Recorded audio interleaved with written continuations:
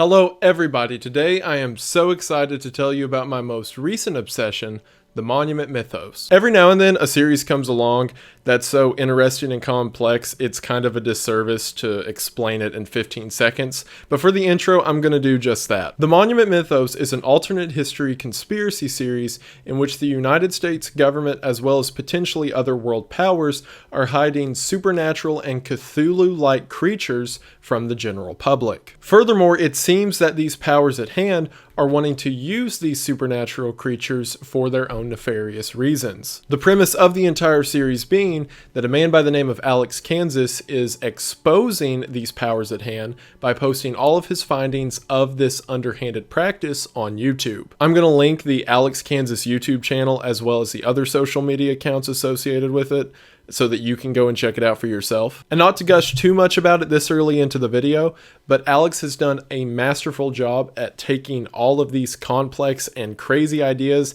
and delivering it in such an interesting way. So what I'm going to do, and first I recommend that if you're interested in this or if anything I've said sounds cool, there's a link in the description. Check out the original videos now, or if you get at any point in this video and want to experience for yourself, please do, he deserves it. But what I'm going to do is break down each episode that's out right now, which at the current moment there are 18. And after I explain it, we're going to talk about some theories, we're going to look at a timeline, we're going to look at what characters and players matter within the story. And to give you an idea of how complicated that has been, and I mean that in the best way, look at this. Just to give you an idea of how much information is in this series, this is a whiteboard of just the dates that are mentioned, or the dates that I extrapolated from information within the series itself.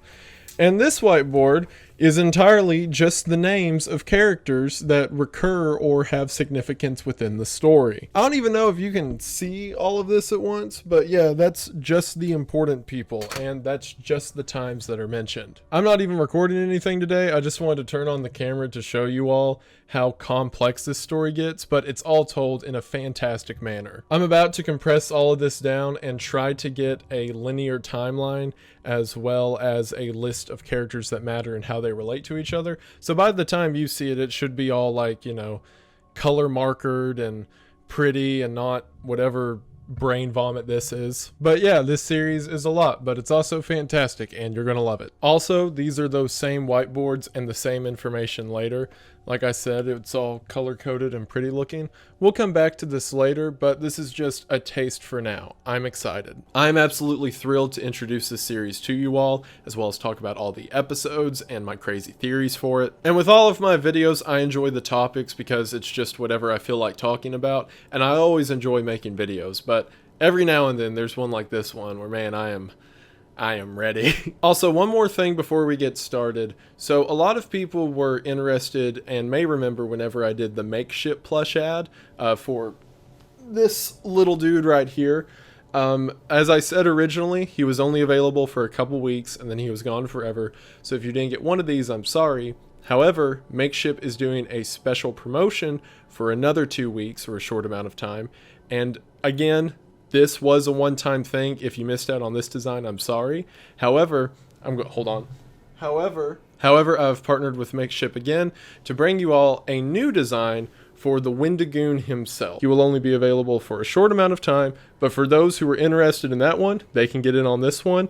And yeah, I'll talk more about him at the end. But for now, he is going to set right over. He's got a big head right there. Hello everybody, you may be wondering who this strange man is, and he is going to help us out with the ad today. This video is sponsored by Ridge Wallet, and I've talked about Ridge so many times on this channel. At this point, they pretty much sponsored the conspiracy theory iceberg, and I'm sure that you're getting bored of me talking about it to you all the time, so I bought my dad a Ridge Wallet for himself, so why don't we ask him what he likes about it. So Dad, what do you like about the Ridge Wallet? Carbon fiber, I really like it, and I really like the money clip on it. Another big thing I like about it is the fact that it's very small, and yet it holds a lot, up to 12 cards. I was really amazed by that. And I'm what you might call one of those baby boomers, and I was very hard to convince, but once I started using it, I don't think I could do without it now. Very good invention. It's very cool. It's a lot more comfortable than having a huge, bulky wallet, especially when it's full of a ton of cards that you never use. True. And the fact that it's so small, it has RFID tracking, so digital pickpocketers can't get into your stuff.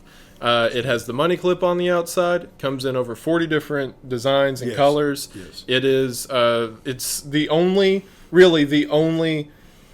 evolvement of the wallet I've ever seen. True. And it works. True. Like, the wallet's been Really the same good. for hundreds of years. Yeah. And this is the first improvement on the design in forever. I'm impressed. I'm impressed too. Yeah. And you can be Great impressed job. too if you go to the link in the description and use discount code Wendigoon. That's right. All you have to do is go to the link in the description, use discount code Wendigoon for 10% off. What's the discount code? Wendigoon. And for how much? 10%. So go to the link in the description and you'll be able to get all that thanks to Ridge Wallet. Thank you all so much for watching the ad. Thank you so much to Ridge for sponsoring the video. It really does mean the most. I hope that you check it out. Any final words? It's a great wallet. You need to try it. You need to try it. Thank you all for watching. Thank you, Dad, for being part of the ad. I appreciate it. My pleasure, son. And we are. You want to say we're back to the video? Yes. We're back to the video. Yeah. So now we are going to go ahead and get into this. I'm excited, but as always, thank you for watching. So the Monument Mythos is currently midway through its second season, and while you may think that it would be smart of me to wait till the season's over to talk about it, you're probably right, but I'm too excited, so we're doing it now. The seasons themselves are ordered in a different way than the original uploads, and I'm sure Alex has a reason for that. So what we're going to do is whenever I do this first explanation with you, we're going to go in order of the playlist within the channel itself. Which means we begin with the first episode of Season 1, Liberty Lurker. Liberty Lurker begins with an excerpt from an interview in 1889 in which the designer of the Statue of Liberty explains that the pedestal was constantly being changed by the American designers. Specifically, President Grant himself continued to ask the sculptor to keep making the pedestal bigger. After this, we see that in 1949, renovations were performed to the Statue of Liberty, and that the blueprints of which were classified for 36 years. After looking at those blueprints, we can see that part of the renovations was to provide an entrance for sustenance and install engines to assist with eventual departure. And then on the diagram itself, we can see that there is an engine which is used to turn an axle and wheels, and a waste storage area that is located next to a drain. In another interview from 1954, we can see that several of the immigrants who arrived on Ellis Island says that there was a very foul odor, as well as things like the smell of flesh and dead birds everywhere. Not only that, but the person being interviewed states that at night she could see people being ushered into the pedestal. And then in August of 1984, the Liberty Lurker was first seen, to which we then see this video of something emerging from the pedestal underneath the Statue of Liberty itself. The final message says that when the waste storage site was inspected, it looked like a mass grave. And that is the end of the first episode. So if you're like me, this was enough to grab your attention and get you invested into the rest of the series. And I'm sure that you have a lot of questions right now, but we will do the question and theory and connection part at the end. Right now, I'm just explaining the main plots of episodes. However, what we can put together from just that is that the United States government knew that there was something within the Statue of Liberty, hence their ideas to keep resizing the pedestal as well as ushering people into it at night. By whatever means, it seems that the government was feeding this thing. In our next episode, Rushmore Revenge, we see that on August 7th of 2003, Mount Rushmore was vandalized. The graffiti said that there were mass murders taking place across American landmarks and that executions were being held at 2,600 of these landmarks, as well as graffiti that says the blood of liberty will be avenged and the souls of Lincoln will be freed. Now, the blood of liberty makes sense to us at this point because we saw that there was obviously blood happening in some regard at the Statue of Liberty. However, at this point, we're not sure what the Lincoln one means. But whoever's making this graffiti is obviously privy to the fact that landmarks are being used for nefarious purposes. Again, on August 14th of 2003, there is another graffiti attack at Mount Rushmore. However, this one says, "I will introduce infection next week, Monday to Sunday, 10:12 to 10:13 p.m. Watch the symptoms." And because of this threat, the National Park Services assign a full-time security team to both record and watch Mount Rushmore at the minute that the threat said infection will come. So we get the following logs of that coming week. On Monday and Tuesday, the only thing that we can see is what appears to be a flashing light at the top of Mount Rushmore, while on Wednesday through Friday, there seems to be this sort of figure on top of the monument that we can't entirely make out. On Saturday, the lens cap was not taken off of the camera, but there's this loud siren noise. And then finally, on Sunday, this happens, which is probably not good. The episode ends with the message that every night workers powder the heads of the Mount Rushmore monument. Specifically, the powder smells of baby powder. So whatever infection was being spread at Mount Rushmore as a seeming rebellion against what the government was doing, it wasn't just a standard chemical attack, it's whatever those spike things coming out of the faces were. And to counter that, the National Park Service puts baby powder or something that smells of baby powder on top of the monument's heads. In the next episode, Alcatraz Attack, we see a video of Alcatraz that says Alcatraz Island 2 days before therapy, after which we're taken to an overhead view of Alcatraz, and while initially the diagram of the map seems fine, pointing out things like guard towers and the general prison areas, we then see something that is titled Ruins ? Before the camera pans over to this thing and the feed cuts out. We then see another day counted down to therapy, and then on our next diagram of the map, we see something called Alcatrazosis, which shows what appears to be a sort of genetic replication within the prison itself, with what appears to be chromosomes going through the stages of prophase, metaphase, anaphase, and telophase. And that is the most my biology major will ever help on this channel. With this Alcatrazosis in mind, if we look at the overhead view of what the prison itself looks like, it appears to be a giant animal cell. The bound chromosomes being that of the nucleus, the various other structures can be organelles, and it seems that the sort of redacted thing that the camera panned to earlier can be identified as the Golgi apparatus. Essentially, it's saying that the entirety of the island is a living organism. So the next day, we see this radiation therapy in its first session. We then see a diagram of how Alcatraz is predicted to move from 1950 to the present day and beyond. However, whenever we go back to our standard camera view,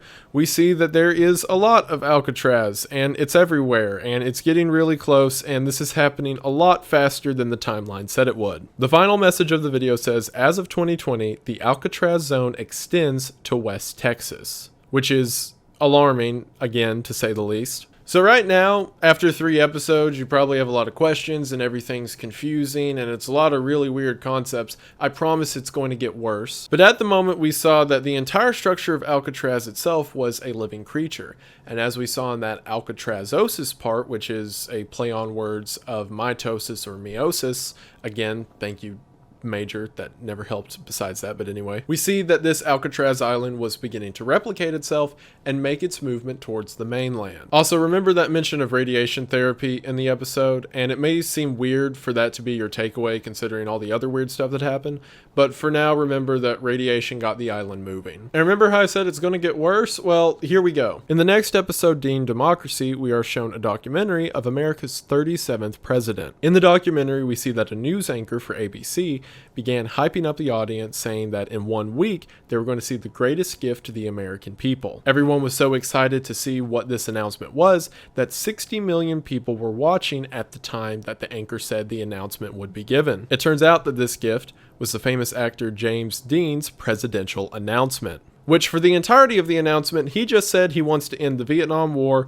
and that's all it took, and people loved it and had parties and were obsessed with him. We see over the course for the rest of the documentary that Dean is like comedically popular, to the point that Nixon, the person who in the real world was the 37th president, tells James Dean that Dean is a far better president than Nixon himself could ever be. However, we see that people who do not like James Dean, and in particular do not like modern Americans' reliance on pop culture and technology, form a group known as the Anti-Dean Association, or the ADA. So much so that they cut down power lines in the South so that Dean's television campaign cannot be aired. To which Dean himself, being the super suave guy, goes down to the South and begins repairing power lines himself. However, a small subset of people dislike Dean so much that they begin a campaign in which they quite literally say that James Dean is the devil. And that's not a euphemism or like an analogy at all. Like, Lucifer came from hell and then put on a James Dean mask, and that's what James Dean is. Despite a small amount of very outspoken haters, James Dean won 75% of the popular vote, winning the election in a near landslide. And just to prove how suave and macho he is, the day he won, he just went and raced race cars with Richard Nixon, as well as giving his first presidential address at a raceway in which he only spoke for less than a minute, and then had people like Native Americans and Martin Luther King, who's still alive in this universe, speak in his stead. He also played bongos at the end of his address, which I felt was important to add. As a matter of fact, people loved him so much that on April 20th of 1969, whenever he gave his 90-day address of office, the audio cut out shortly into the address, which means no one could hear him. But people were so obsessed with him that they liked it even more because they said just seeing his expression at face and how happy and young and pretty and smart he looked was enough to convince them that he was doing a great job, even though they literally had no idea what he was saying. It even says that Stanley Kubrick called the address the greatest silent film of all time. And that's the end of Dean Democracy. So if it wasn't clear enough already that this series is based on an alternate history, we now see that the 37th president in this world is James Dean, and he's not going to be the only presidential shift that we see throughout the series. And I've got a lot to say about James Dean, but you don't have the information on it yet, and if I just spoke about it now, I'd sound like a crazed conspiracy theorist. Well, I guess I always sound like a crazed conspiracy theorist, but I'd sound especially like one if you had absolutely no idea what I was talking about, so I'll hold it for now, but we'll come back to Dean. In the next episode, Air Force One Angel, we see that on August the 17th of 2003, Air Force One took a random trip across the United States. If you've been paying attention, you may recognize that August the 17th of 2003 is the same day that the events at Mount Rushmore began to take place. So on that day, Air Force One went across the country and seemingly dropped packages at national monuments. As a matter of fact, the three that we see it dropping the packages at is that of Mount Rushmore, that of the Golden Gate Bridge, which can also be Alcatraz because the two are right next to each other, and the Statue of Liberty. All three places that we have seen these supernatural or cosmic events take place at. We then see from video footage that there was something inside of Air Force One after it landed. And as a matter of fact, the White House confirms that the flight was entirely unmanned. So whatever flew the plane and dropped off those packages acted alone and was this creature seen on camera,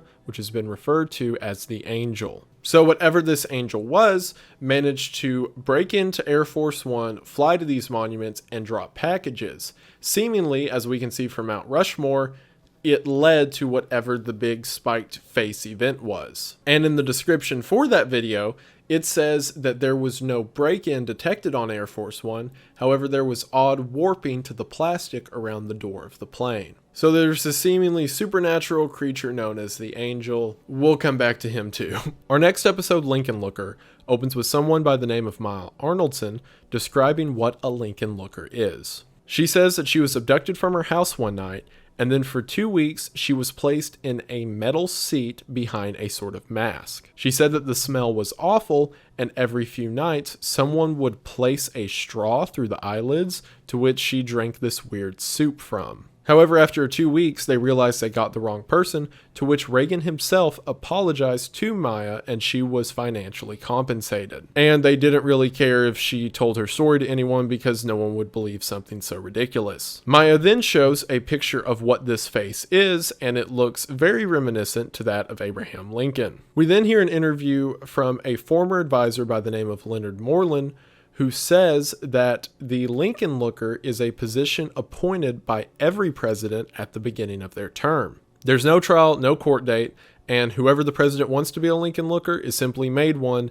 and a false story of what happened to them is made up in their place. So it seems that whatever this Lincoln Looker is, the president themselves assigned someone to it, and it's not contested at all, and they are simply placed behind this mask that Maya set behind. We then see in the next part that there are rumors that people are being imprisoned behind presidential portraits. However, whenever we see the paintings taken down, there is nothing behind there, and there's no way a Lincoln Looker could be sitting behind it. However, in the next part of the video, we hear a phone call from Howard Melrose. Howard said that he was visiting the Lincoln Monument whenever he began hearing scratching coming from within the monument itself. Howard, as well as several other visitors, began attacking the monument, thinking someone or something to be trapped inside. And whenever the marble cracked, Howard began filming, to which we see Lincoln's head move and something begin to come out from within it. So the reason that there was nothing found behind the Lincoln portraits is because it's not the portraits, it's the Lincoln statue itself. And also, if you'll remember on Mount Rushmore, in addition to the blood of liberty,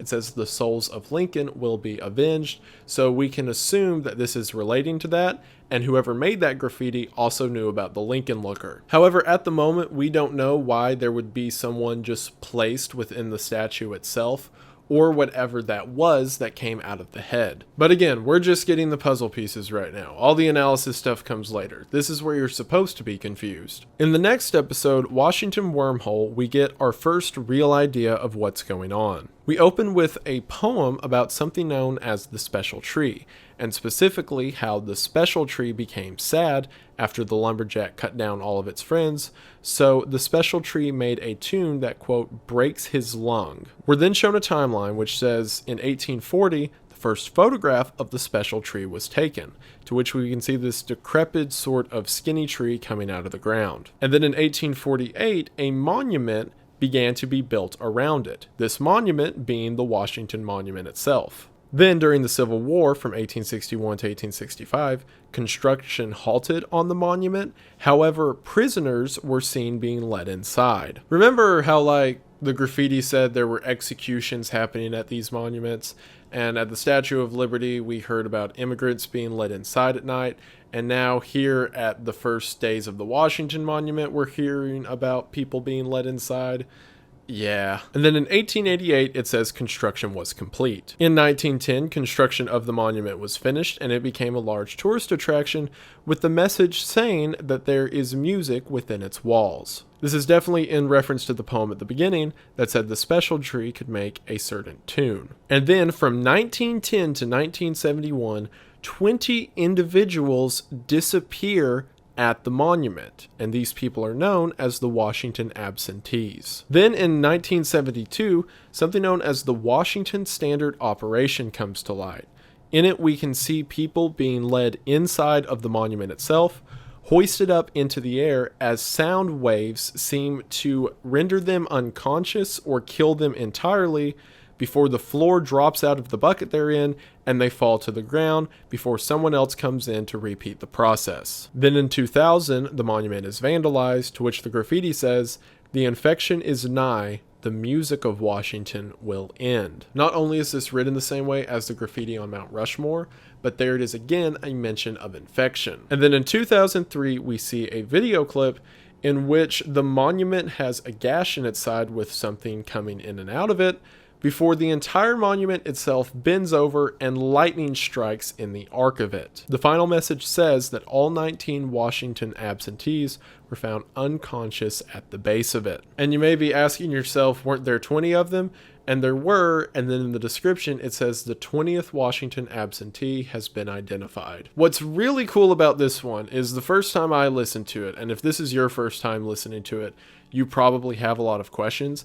But after watching the entire series and then going back on my second watch through, that line, the 20th Washington absentee has been identified, is absolutely oh my gosh. And it's an indication to me that Alex is not only doing a fantastic job at telling the story, but he's had all of this planned out from the beginning. But for now, big takeaways. The Washington Monument was also associated with the other monuments that had events take place at them and graffiti put on them. And it seems that people were being sort of sacrificed to this creature in the same way that they were at the Statue of Liberty. However, unlike the Statue of Liberty, we have a perfectly clear idea of what's in the monument. It seems that the creature within the Washington Monument is this special tree. As a matter of fact, this tree seems so important that the monument itself was built as a sort of cage or monument to the tree itself. However, whenever this event went down in 2003, when it did the whole bendy lightning thing,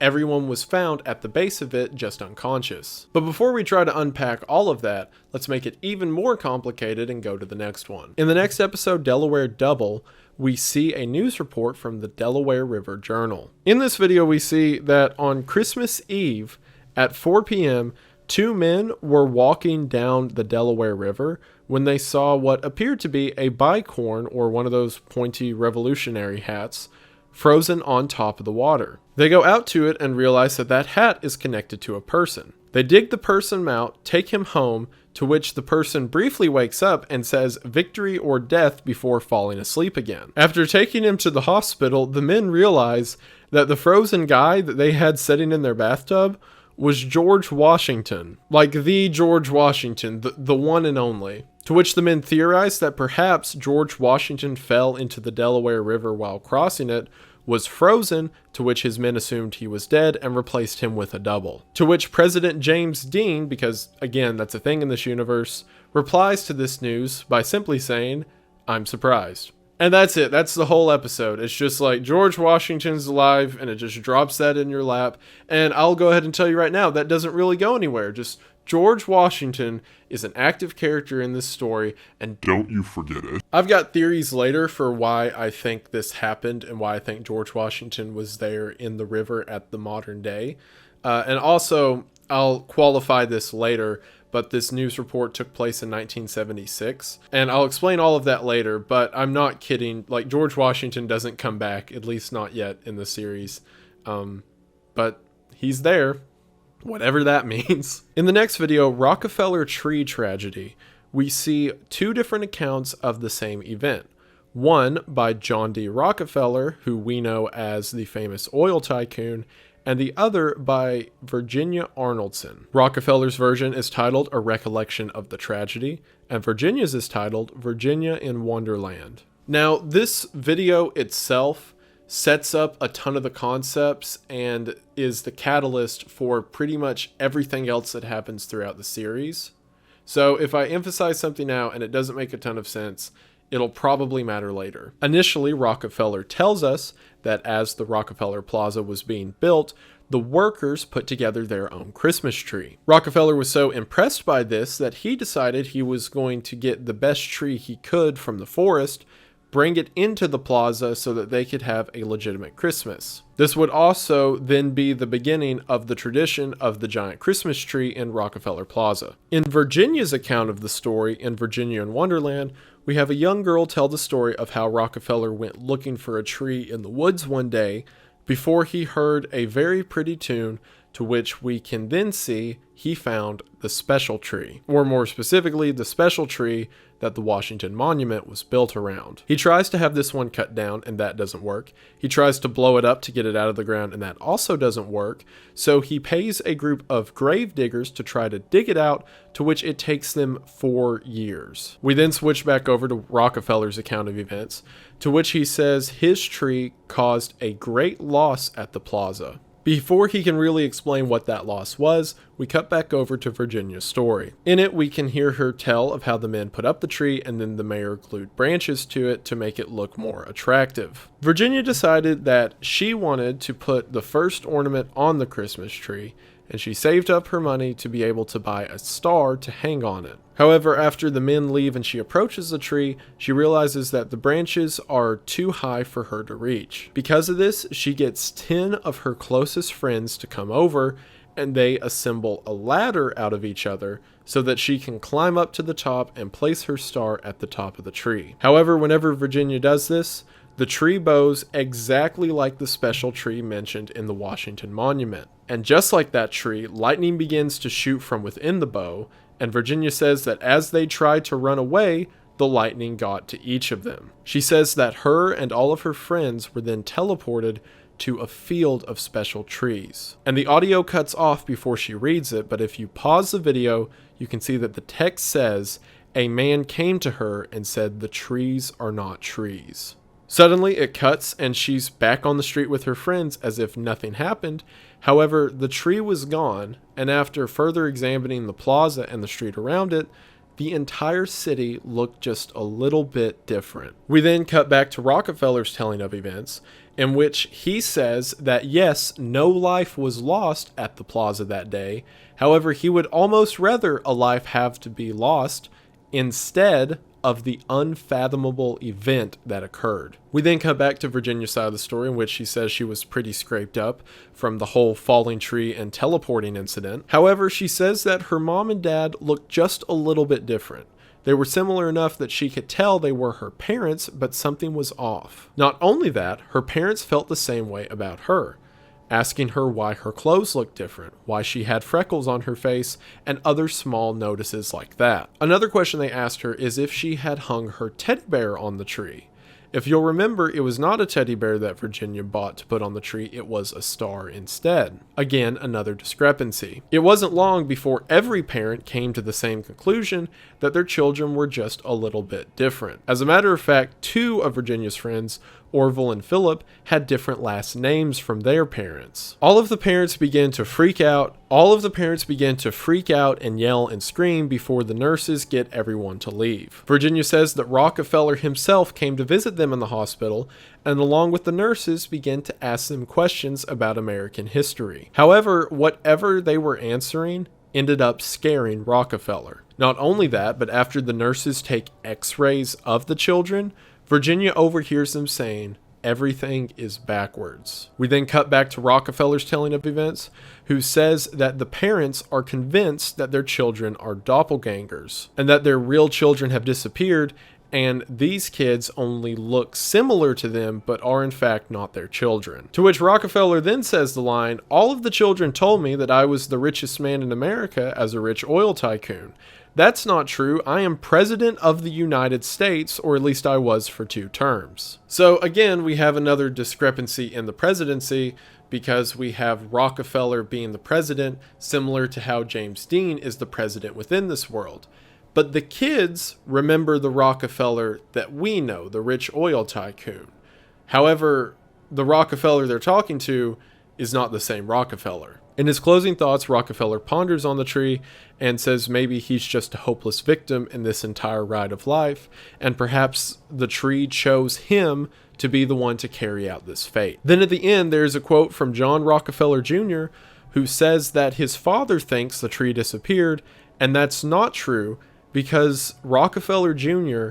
says that he's seen the tree walking in the plaza, and that it resembles a man far more than any tree. And then at the end, we see a video of something on top of a building in Rockefeller Plaza, and then a lightning flash before the camera cuts. All right, I know that was a lot, but you're being very brave, and I'm proud of you.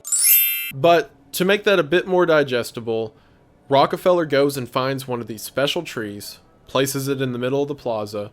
Virginia and her friends come and touch it, to which it does the DC monument thing where it bends and lightning shoots out everywhere. The kids go to this sort of distant land full of trees that I'm going to refer to as Wonderland for now, because that's what Virginia referred to it as in her retelling of events. A man says that the trees are not trees before they're all teleported back to the plaza. Their understanding of world events and even their parrot seems a little disjointed. And then finally, the nurses say that inside of them, everything's backwards. And then finally, whenever this tree is on the top of the building within the plaza, it has a lightning flash similar to both the one we saw at the DC monument and what happened to the children in this story. I could start breaking that down, but I'm not going to do that. We're just going to keep going. The next video, Canyon Crown, opens with what appears to be a really goofy sort of movie maker home video of a trip to the Grand Canyon. It starts out relatively normal until the text says, "Then I saw something really weird," and then we quote to this floating thing that we haven't seen before, and there's a very weird noise mentioned. As well, as the quote, "It's made the whole place smell like vinegar." This is before we see a cut of this massive thing emerging from behind a cliff, and we're then introduced to the most important character in the entire story, Mr. Squirrel. He's important and I love him. At the end of the slideshow, it says, "We did research and figured out that this creature is something known as a canyon crown, and it uses vinegar to shrink its head back onto its body." It then says that we went on this trip to find Aunt Maya, and I think that was Maya. Before the video ends, showing us random images of headless men standing by the Grand Canyon and standing in front of a sign that says "Head Off Trail." Haha, very funny. I don't even know if it's worth beginning to analyze that now, because it's not going to make sense without context from anything else. The one thing I will say is, remember how she said, and at the end of the video we figure out that this person's name is Lauren. So remember how Lauren said we went to find Aunt Maya? I think that was Maya. If you'll remember, the other time that we heard Maya mentioned was Maya Arnoldson, who was falsely put as a Lincoln Looker for 2 weeks. This girl's name at the end is mentioned to be Lauren Arnoldson, so it's reasonable to assume that Aunt Maya Arnoldson is the Maya Arnoldson mentioned in Lincoln Looker. But that may seem confusing, like why was she a Lincoln Looker and made to sit in the statue? Why did they even put people in the statues? And now why is she the giant floating meatball thing? These are all questions that will be kind of answered near the end. Next up on the docket is Freedom Fowler. I'm sorry. I'm just now kind of realizing, without context going into this, this has to be a lot of just like the weirdest stuff you've ever heard at once. And in the beginning I said try not to sound like a crazy conspiracy theorist. I am definitely doing that right now.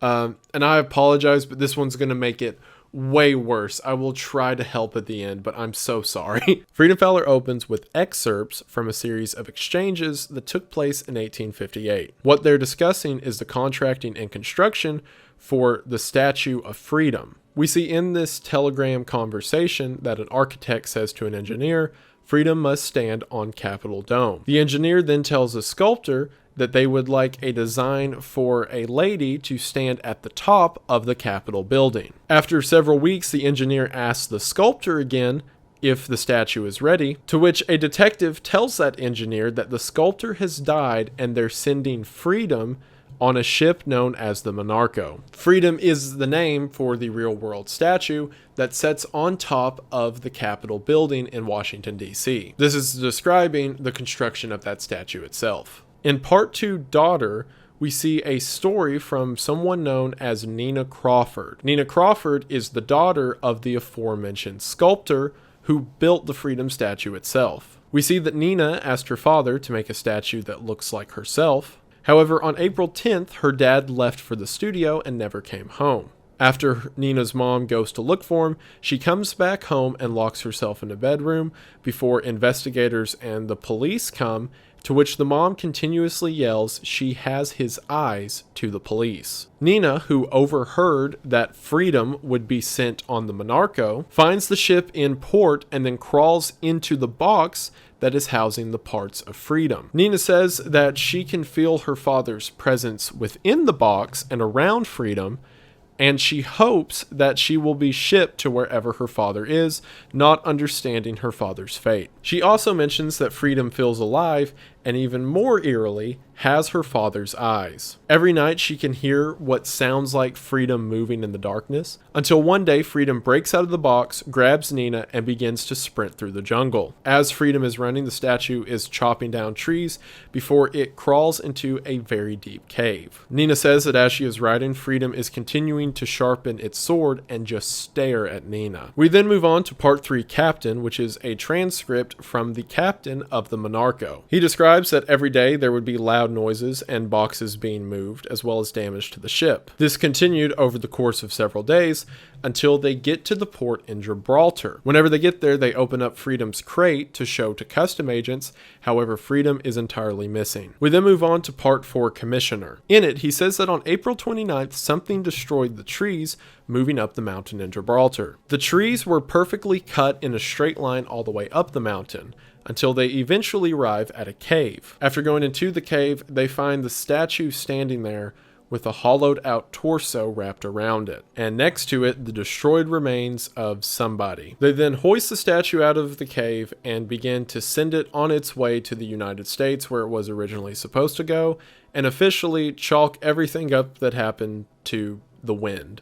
No, I'm not kidding. We then move on to part 5, The Craftsman, which is by someone named Philip Reed, who describes that whenever he came to the port in the United States, he did not see a statue laying in a boat, instead a large woman holding a sword and shield. And the men say that whenever they got the statue to the port in Gibraltar, it just started fighting and killing everyone and kept using their skin to make skin for itself until it was now a completed person. Reed himself was charged with peeling the skin off of the statue, which he did, and afterwards the statue, which was now back in its original form, was completely immobile. So they just put that thing up on the Capitol. The thought process is so funny to me, because it's like, yeah, we want to, pay this contractor to make us a statue.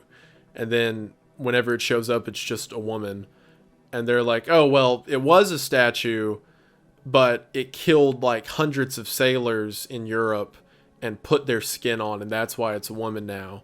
And the government's like, oh, but we can still get the statue out of there, right? We then cut more to modern day with part 6, Sculpture, in which it says that during the January 6th protest, insert joke about modern politics tied to media, we're moving on, that on January 6th of 1977, the aforementioned anti-Dean administration had an attack on the Capitol. During the attack, several of the protesters shot down the Statue of Freedom, to which we then get what is, in my opinion, the most horrifying video in the entire series, in which it's really hard to make out if you don't know what you're looking for, but that big thing leaning over the doorway is the Statue of Freedom that has now gone ballistic and is slaughtering people. We later find out that the statue killed 150 people that day. However, it was officially chalked up to it just falling off and somehow crushing 150 people in the fall. And that is the end of the Freedom Fowler. This series isn't exactly horror, in my opinion. Like, yeah, there's some creepy elements and supernatural. I would much more consider it like conspiracy thriller to anything like, scary or horror or whatever. However, the idea of a 30, 40 foot giant iron lady with the sword and shield running you down so she can skin you to make a human out of herself is like top 10 worst things ever. Also, I tried to look up pictures of the real Freedom Fowler to make myself feel better about it, and I didn't. Oh my gosh. However, what we can put together from that story for the story is that Thomas Crawford, who originally built the statue, succumbed to it in some way, and that's what Nina's mother meant by "it has his eyes." In a later episode, it's confirmed the thing you're probably already thinking, but the body that was found in the cave with the statue was the body of Nina. So it already killed her to try to make a human out of itself. Hence the hollowed out torso being placed on the statue within the cave. However, that whole mention that Nina had, she could feel her dad's presence with the statue, is later echoed later in the series, which I'm kind of jumping the gun a bit, but it helps with this explanation. It says that they're still alive within the statue, at least Nina and Thomas are. So potentially whatever's happening with this statue is supernatural enough that if it takes on someone's body, a part of them is still connected to it. We'll explain why later, but it's not just a physical, like the statue wants skin. It in some way is taking people's souls or essence. We also there at the end got another mention of the anti-Dean administration, as they were the ones who shot down Freedom. And they're going to come back later. But for now, the statue on the top of the Capitol is one of the most terrifying creatures ever. So that's the end of season 1. So season 1 is primarily giving you pieces of the puzzle that are completely separate from each other. Like, all of those, in my opinion, are cool stories in their own right and can serve as these sort of creepy Lovecraftian ideas of horror, but they don't really go further than that. And season 2 is still that, but there's a lot more connecting stuff, not only between its own episodes, but things that make season 1 make a whole lot more sense. So without further ado, let's go ahead and get into season 2. The first episode of season 2 is titled May's Movie Maker. I didn't mention it at the time because it wouldn't have made a lot of sense, but in the description of the Canyon Crown video, it says that the video was made on May's Movie Maker. At the beginning, it says that a new computer system known as Popcorn is coming out, made by Mays. We then get a further description of this company known as Mays, when it shows manufacturing plants for the company popped up across the United States from 1960 to 1971. We're then shown another message that says there was a recall of all personal computers and that outbreaks had been reported. It even says at the bottom that Fourth Amendment rights do not apply. In other words, what's happening here is so urgent, the government is trying to get a hold of all personal computers immediately. We then take it down a notch and get a timeline of the company itself. It says that in 1960, Mays Mechanics was founded by Rob Carriers and Rob Watroba. Then in 1969, President Dean established something known as the Department of Technology, which united computer corporations together. Furthermore, in 1970, it says that Mays invented the first at-home computer and video camera system. This is all well and good until in 1972, it says that Mays and the Department of Defense partnered to control something known as the True Forces of Mass Destruction, also known as TFMDs. This is the first time in the series we've got a name or real acknowledgement of these giant creatures that inhabit the Earth. We then see something known as Project Horned Serpent, which seems to be a protocol to defend people from these TFMDs. As a matter of fact, the design of the serpent itself seems to match the idea of maize plants making a wave across the country. We then see that in 1980, Mays is attacked, and for one image, we see what looks like the special trees, or very large variations of them, everywhere with lightning shooting out from the trees themselves. It then says that in 1990, the last at-home computer was shut down. So Mays goes from in 1970 being the people who invent the first at-home computer to 20 years later, they seem to be leading the front of trying to reclaim all of them. Most likely because of the attack that occurred in 1980. So what it looks like happened is Mays was trying to develop computers and be the forefront of technology, and then they got attacked in 1980 by whatever the special trees are, and then they immediately backtracked and wanted to shut them all down. We then see that in 2000, Mays developed the Mays Movie Maker, or a means of at-home editing. So it seems like Mays went from being pro-computer to anti-computer and now back to pro-computer. However, I've got a theory that it's technically not a computer, and Mays is kind of like making subversive technology, but we'll talk more on that later. However, we then see a video that was made by Mays Movie Maker that says it's under Mays's factory. Whoever's making the video says that they have to spread the word first and then leave graffiti on this Mays factory that says, "Beware the monuments, they are all connected, and the military-industrial complex grows." So whoever's making this video and is leaving this graffiti knows about the monuments, but the graffiti is also drawn in the exact same manner that it was on all of the monuments we saw in Season 1. So we can kind of assume that whoever's making this video is either the same person or at least connected to whoever was leaving that graffiti. We then see a diagram of the cave itself that the person who's recording is walking through. They say that the cave is wet and humid and the air feels charged. They then reach out their hand and touch a wall, to which lightning hits their hand. There is a large explosion and we get the message, "Do not visit these sites, they have not been fed in years." We then get the message at the very end of the video that this was filmed by Maya and Nathaniel Arnoldson. So now we finally have some stuff beginning to piece together. For one, this company Mays seems to be part of whatever monstrous secret is taking over the country. For one, in the locations that we see the factories are made in the diagram, several of them line up with monuments that we know to have a secret or evil purpose behind them. But furthermore, beneath this factory, as well as probably several other factories, are these cave systems. And whenever they touch the walls and lightning jumps out, which then leads to this cataclysmic lightning explosion, it says not to come to these places because they haven't been fed in years. So if we can apply that logic to the rest of the series too, it seems that whoever, the government, maze, or whatever body is doing it, is feeding people to these, for now we'll consider them special trees or things similar to them. Like for example the DC Monument.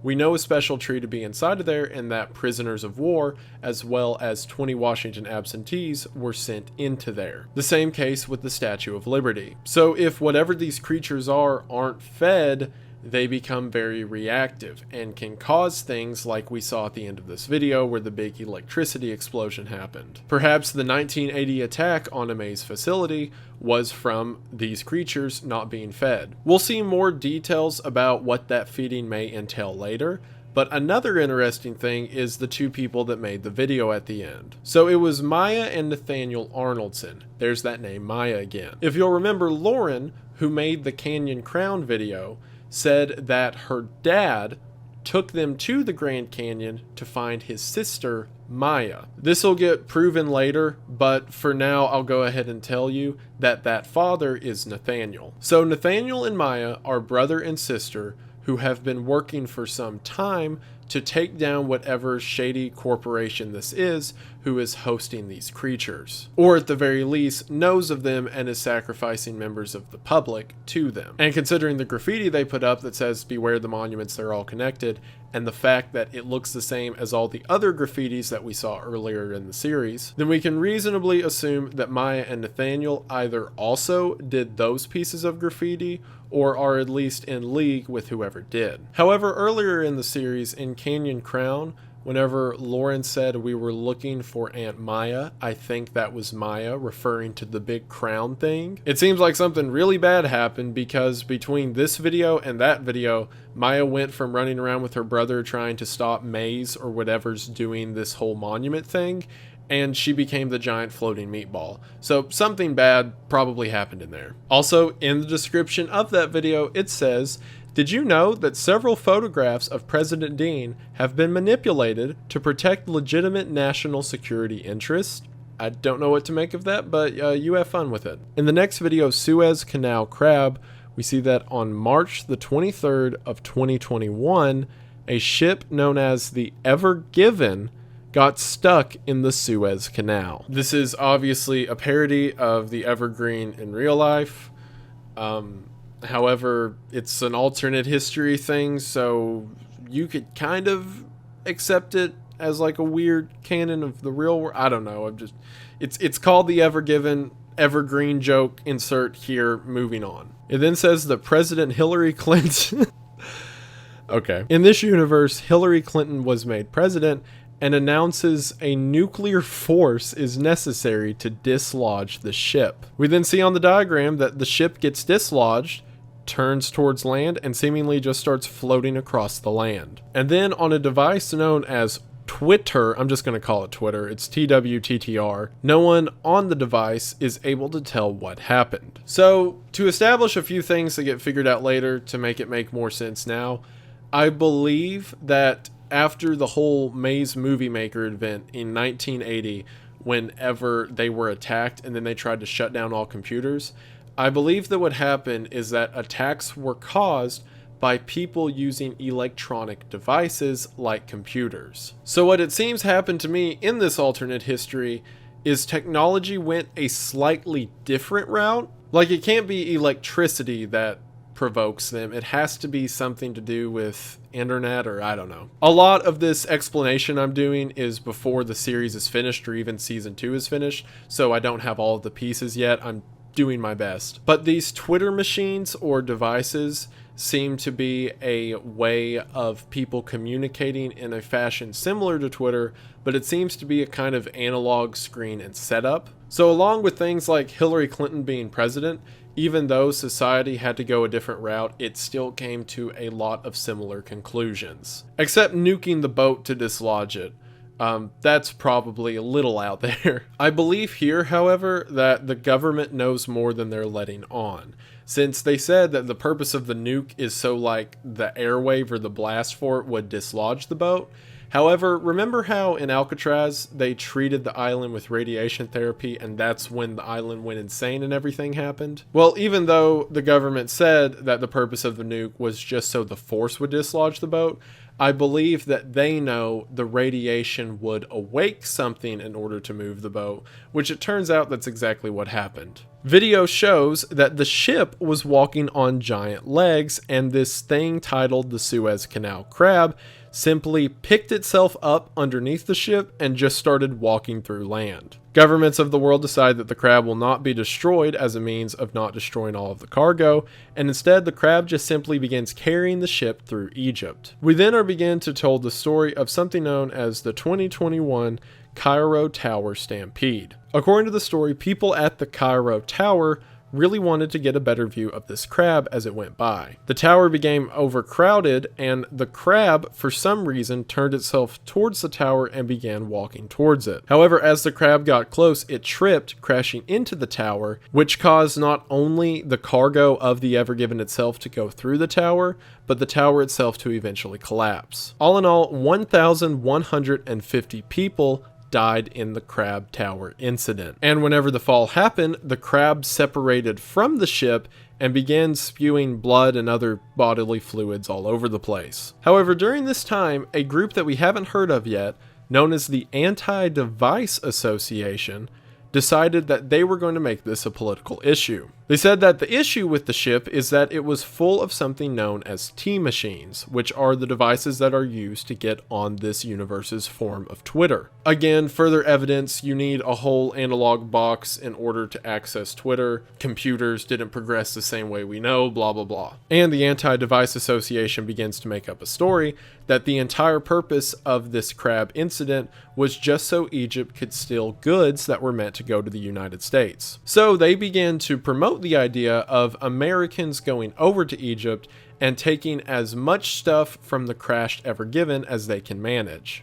All in all, 12,000 Americans show up at the gates and try to get into the containment zone, which has now been set up and called the Cairo Exclusion Zone due to the giant monster crab that's spewing blood everywhere. However, someone shoots a guard and manages to get into the exclusion zone, to which then people just have a field day, stealing goods and ripping stuff out of shipping containers, and it eventually becomes a frenzy with people trying to steal cars and then people finding guns and using that to shoot people who are stealing stuff they want. And all of the frenzy comes to a head when one of the legs of the crab twitch, causing everyone to panic and form a stampede. The stampede combined with the fluid everywhere that made people slip, and everyone having guns so they shoot anyone that gets in their way, and the heat exhaustion led to the deaths of over 11,000 people, with only 944 of the 12,000 surviving. Specifically, 77 of those people were found praying to the crab whenever rescuers came to get them,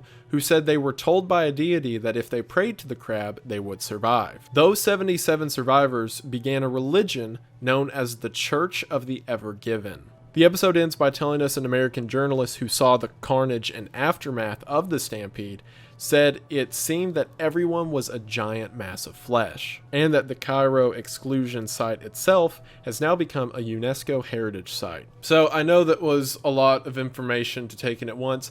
This whole video has probably been a lot of information to take in at once, and I'm sorry, but like I said, it gets worse. A lot of you who are familiar with the series may have realized that I've left some stuff out.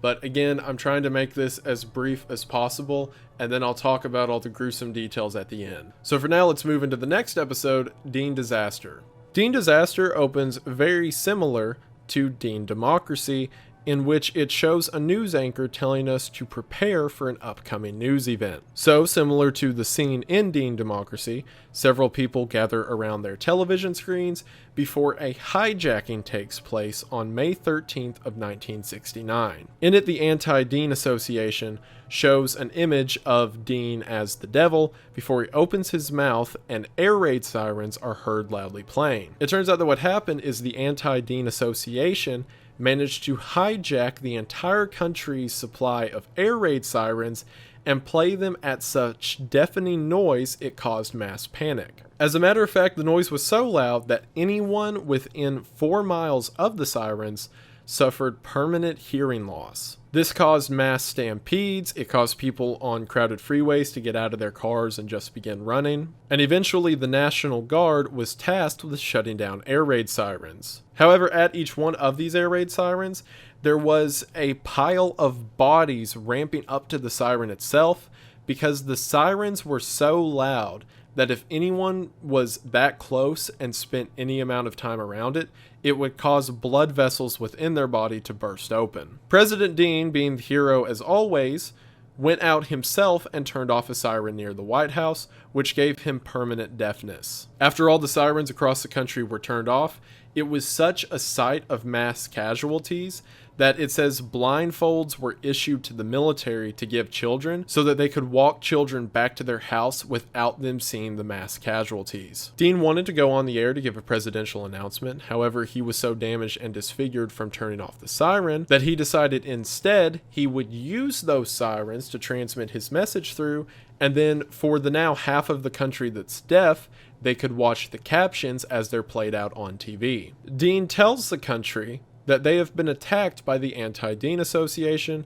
and now is not the time for playing nice, and it's time to get the people who hurt so many, saying, quote, "We have places for them." It then says that hundreds of thousands of people were then reported to the police or arrested by the police in the following weeks, and they were sent to new special prisons that were built conveniently around American monuments like Rushmore and the Washington Monument. And the families of those who were sent say they come back with a much more pleasant demeanor and very friendly. However, they also appear a little bit different. Despite this, people note such a personality change in those who come back from the monument prisons that several people asked to be voluntarily sent there themselves. Okay, so pause. We know that there's these creatures in monuments and people are being fed to them. So it's real convenient that this terrorist attack happens that justifies hundreds of thousands of people being sent to these monuments all across the country at the same time. Isn't that just weird? Not only that, but the families are reporting that they look a little different than whenever they left. Similar to Virginia and her friends whenever the whole Christmas tree zap attack happened. Again, a little weird. Mays, everyone's favorite tech company, decides to begin making hearing implants. The president himself gets one and is so moved by Mays themselves that is why he develops the Department of Technology, as a means of uniting technology companies together so they can mass produce these hearing devices. This program goes so well for Mays and the other companies, and mass operations began taking place across the entire country. Also, it's mentioned at some point androids began giving surgeries. I'm not sure how relevant that is, but I felt like I should probably mention that. That by July the 4th, and remember the attack happened on May the 13th, the United States had completely eradicated deafness, with the mention in the description that people who were already deaf beforehand and didn't want to have the implants in were harassed, and some even ran out of the country. So I'm going to go ahead and say this now, and as with all of this stuff, I'll qualify to make it make more sense later. But Dean is evil. I hate him. This is getting a bit into the end analysis, but after just telling you all that, I feel like it'd be easier to digest now rather than later. So a group of supposed terrorists somehow hack into the entire nation's siren supply at once and manage to make them go so loud that people literally die from it. And then that is used, like within the week, to shuttle hundreds of thousands of people to these monuments, which, as we heard in May's Movie Maker, need to be fed or they get really, really mad. So now they're overfed with all these people.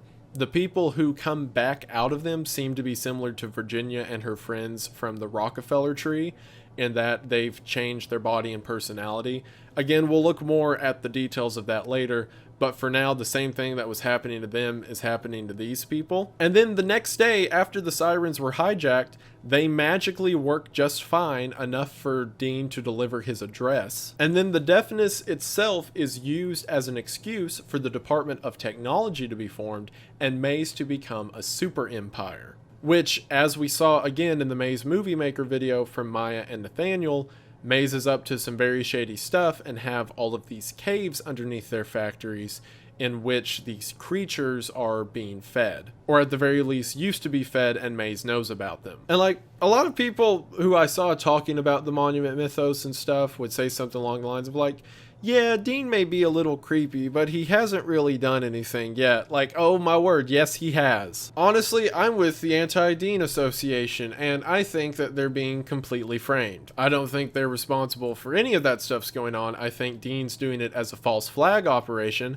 I think that this is just Operation Northwoods in alternate history form. And remember at the beginning where I said I'm not going to try to sound like a conspiracy theorist, and now I've brought up Operation Northwoods, so we're just going to move on. Our next video is titled Starry Sphinx and opens with a video titled TFMD on Mars. If you'll remember, TFMDs are in reference to true forces of mass destruction. In it, we can see a sphinx in the distance moving on the planet Mars. We then get audio that it says is an interview that was recovered from an arson scene. The audio is an interview with Leonard Moreland.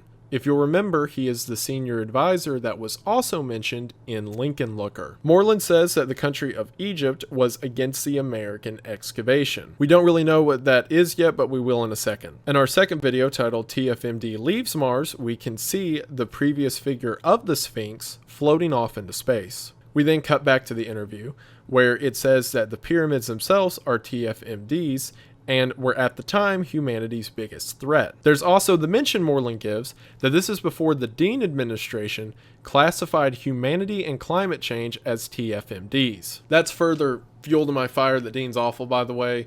He classified humanity as TFMDs, and I'm not really sure what the implications of that are, but I don't like it. We then see video numbers 3 and 4, which says TFMD enters atmosphere. Again, we can see the Sphinx entering the atmosphere. It then cuts back to the interview, and we hear that the Pharaoh had appointed guardians to cut the trees. However, they knew that they could never cut them down. They could only damage them, which would divert its energy towards repairs instead of growth. In the meantime, the Pharaoh knew that he could build towers around them as a means of better containing them. So here's another mention of those special trees, and these people in ancient Egypt could not cut them down, similar to how Rockefeller could not cut down that special tree. However, for whatever reason, which we're not entirely sure of yet, the ancient Egyptians did not want these trees to be able to grow. Then in videos 5 and 6, we see TFMD is attacked, in which these sort of orbs are seen being shot down to the ground. We then cut back to the interview that says that the pyramids go down infinitely and they were made to contain the trees. So ancient Egyptians, the pharaohs appointed these people known as guardians. It's also mentioned that they would take these substances as a means of keeping their body from tiring out, while they would spend all day damaging and cutting the trees, never able to cut it down, just slow it down. And that the pyramids were built solely for the purpose of containing these trees. However, the pyramids go down infinitely, and after several weeks of digging, the Americans who were trying to dig them up for some reason realized there was no end to them. Then in video number 7, we see TFMD's False Children Land, in which we see these orbs cut down and touch the corners of the Sphinx before a giant light flashes. This light flash being similar to the electric strikes and lightning that we've seen from previous entities. We then see in video number 8, it says false children organize into the starry Sphinx. And sure enough, those false children or glowing orbs that we saw are now in the shape of the Sphinx itself. It then says again for video number 8, distracts observers as the mothership flees. To which we look over and see that the real Sphinx is this giant ship or on top of a giant ship and is floating by. And then for video number 9 it says the Great Pyramids rise, to which the Great Pyramids rise. Then for video number 10 it says the other pyramids awaken, to which we can see what looks like the Washington Monument, as several of it are all around, or at the very least several of these special trees are all around. We then get a diagram titled Present Situation, to which it shows us that there is one Sphinx and countless pyramids all around it, with the final message that this was produced by the Anti-Device Association. So, again, a lot. Basically, according to the interview, whatever this supernatural or cosmic phenomena is, it's been going on for a really long time. The pharaoh himself was having workers slow down the trees and then contain them with these infinite pyramids. However, with whatever's happening now with these false children or orbs coming to Earth,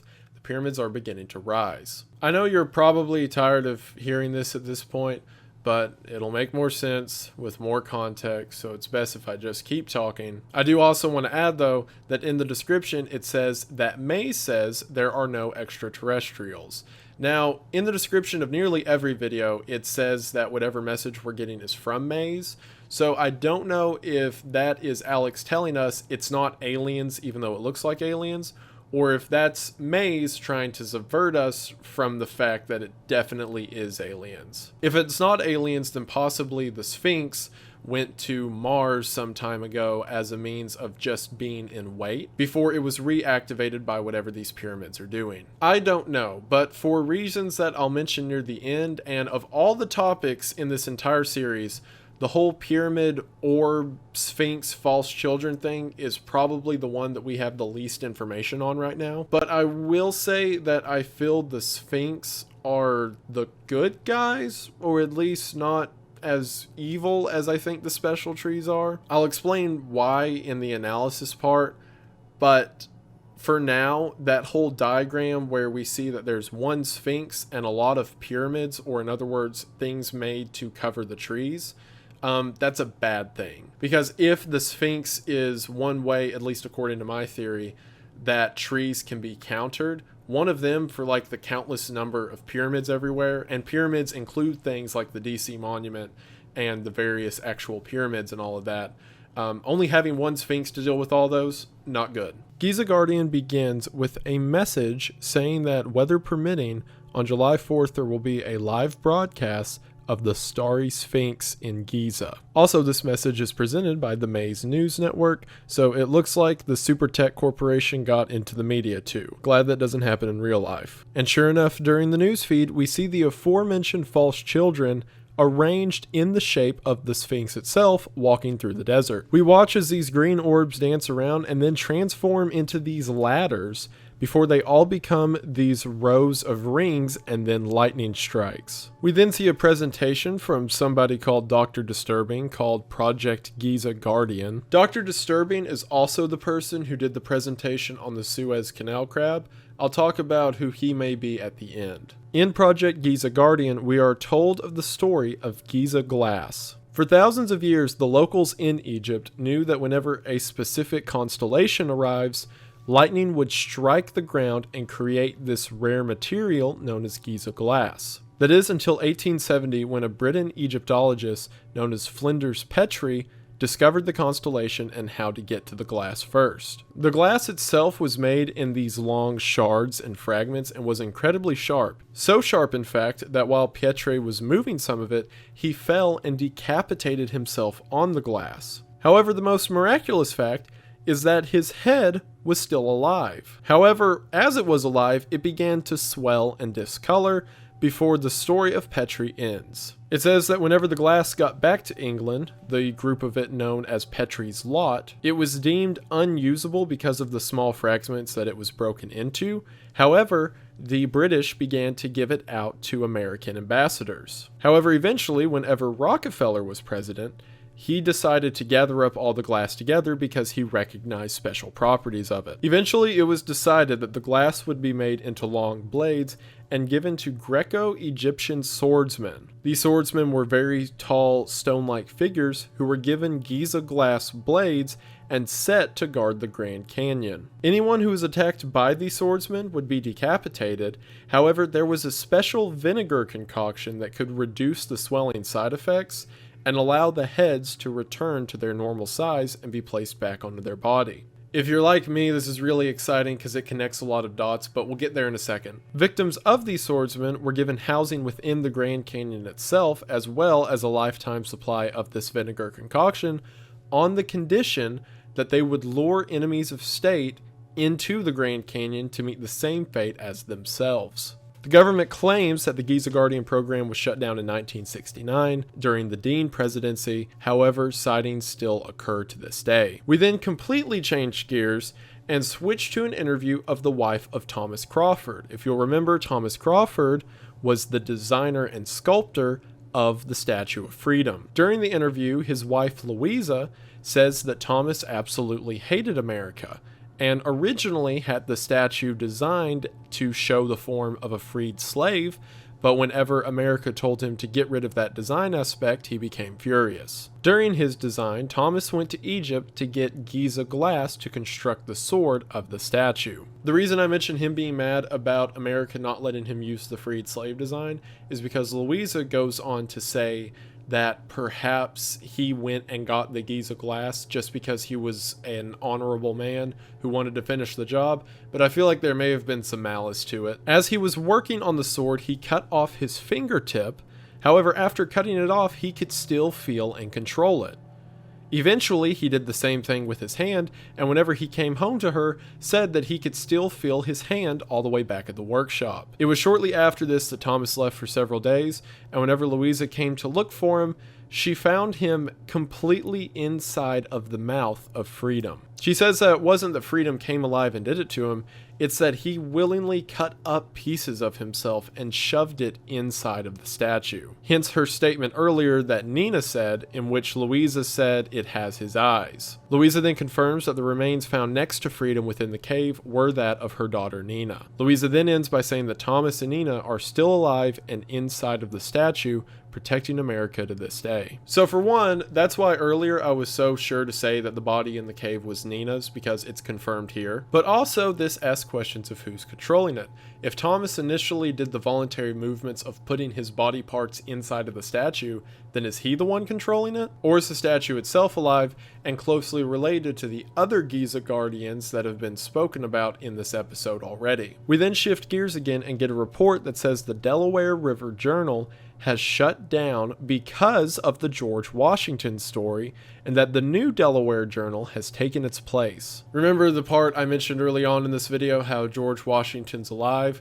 Well, that was enough of a no-no that the state shut them down for it. The New Delaware Journal tells the story of how the Anti-Dean Association stormed the Capitol and attacked the Statue of Freedom. The official claim from politicians is that the person who installed the statue did a faulty job at it, and that's the reason it fell and killed 150 people. Interestingly, the person who installed it was Philip Reed, the person who, if you'll remember from the Freedom Fowler story, is the one who peeled the skin off of the Statue of Freedom. Also, very bizarrely, it says that Philip Reed has recently become a demonized character by the Anti-Dean Association. So if I'm right and the Anti-Dean Association is cool, then maybe they understand that Philip Reed skinning the statue was probably a bad move, or at least skinning the statue and then putting it on the Capitol building would be a bad move. But it's just an interesting detail that he is a figure they're looking down on historically. Sure enough, it says that Freedom is now being placed in the Grand Canyon.